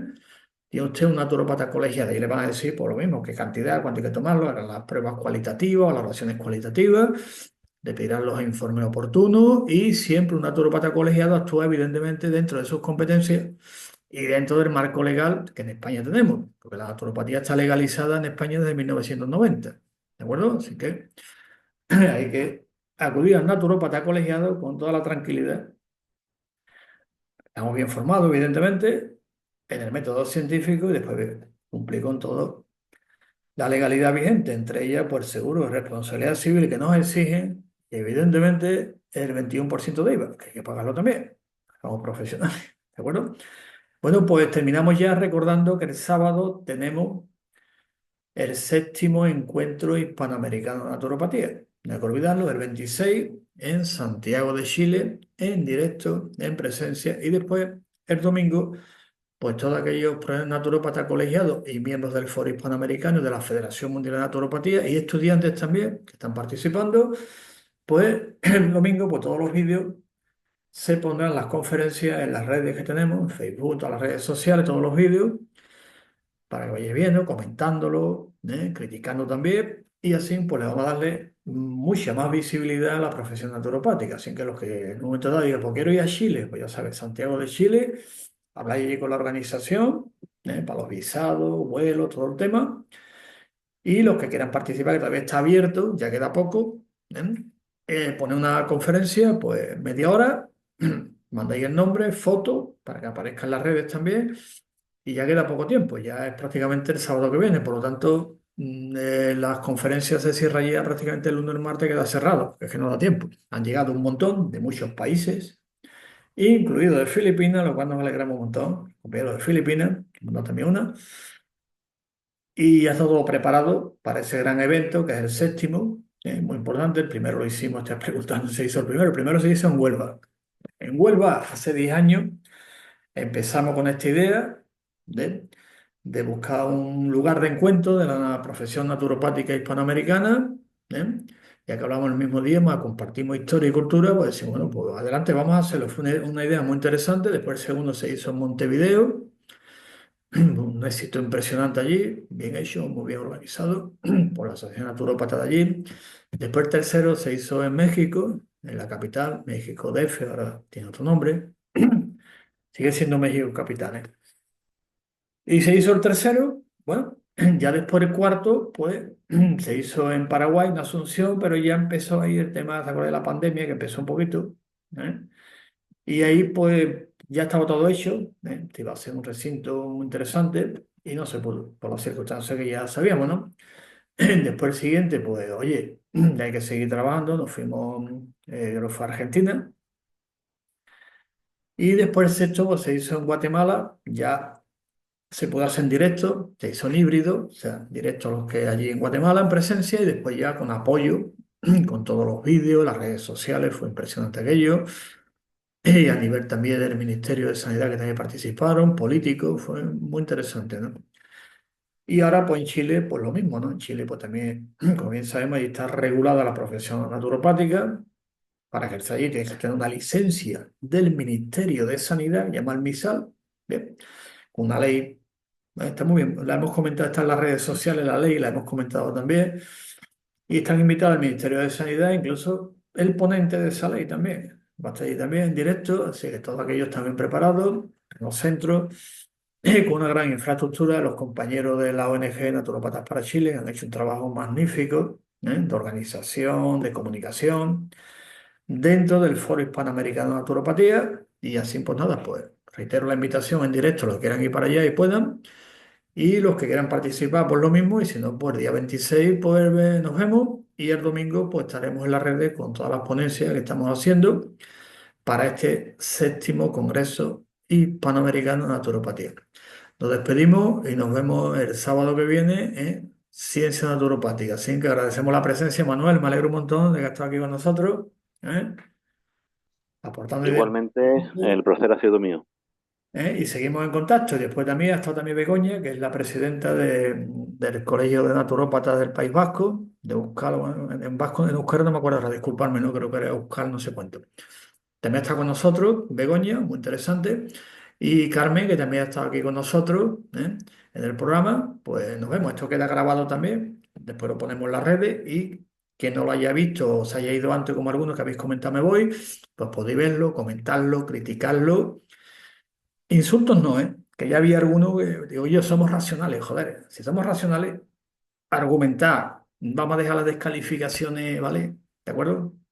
Porque no merece la pena, ¿no? Somos sapiens sapiens, no olvidarlo. Y las críticas racionales, que algunas son muy interesantes y muy constructivas, como hemos visto, ¿eh? Unas son constructivas, ¿eh? Que nos ayuda a aprender más, ¿eh? Lo otro es, como decía de Hume, y terminamos ya, juicios de valor. Y juicios de valor no es un razonamiento, así que seamos sapiens sapiens y comportémonos como sapiens sapiens, es decir, racionales que somos, ¿vale? Pues nada, nos vemos el sábado que viene, ¿eh? Hasta luego. Bendecida jornada. Hasta luego. Gracias, profesor. Hasta luego, Carmen.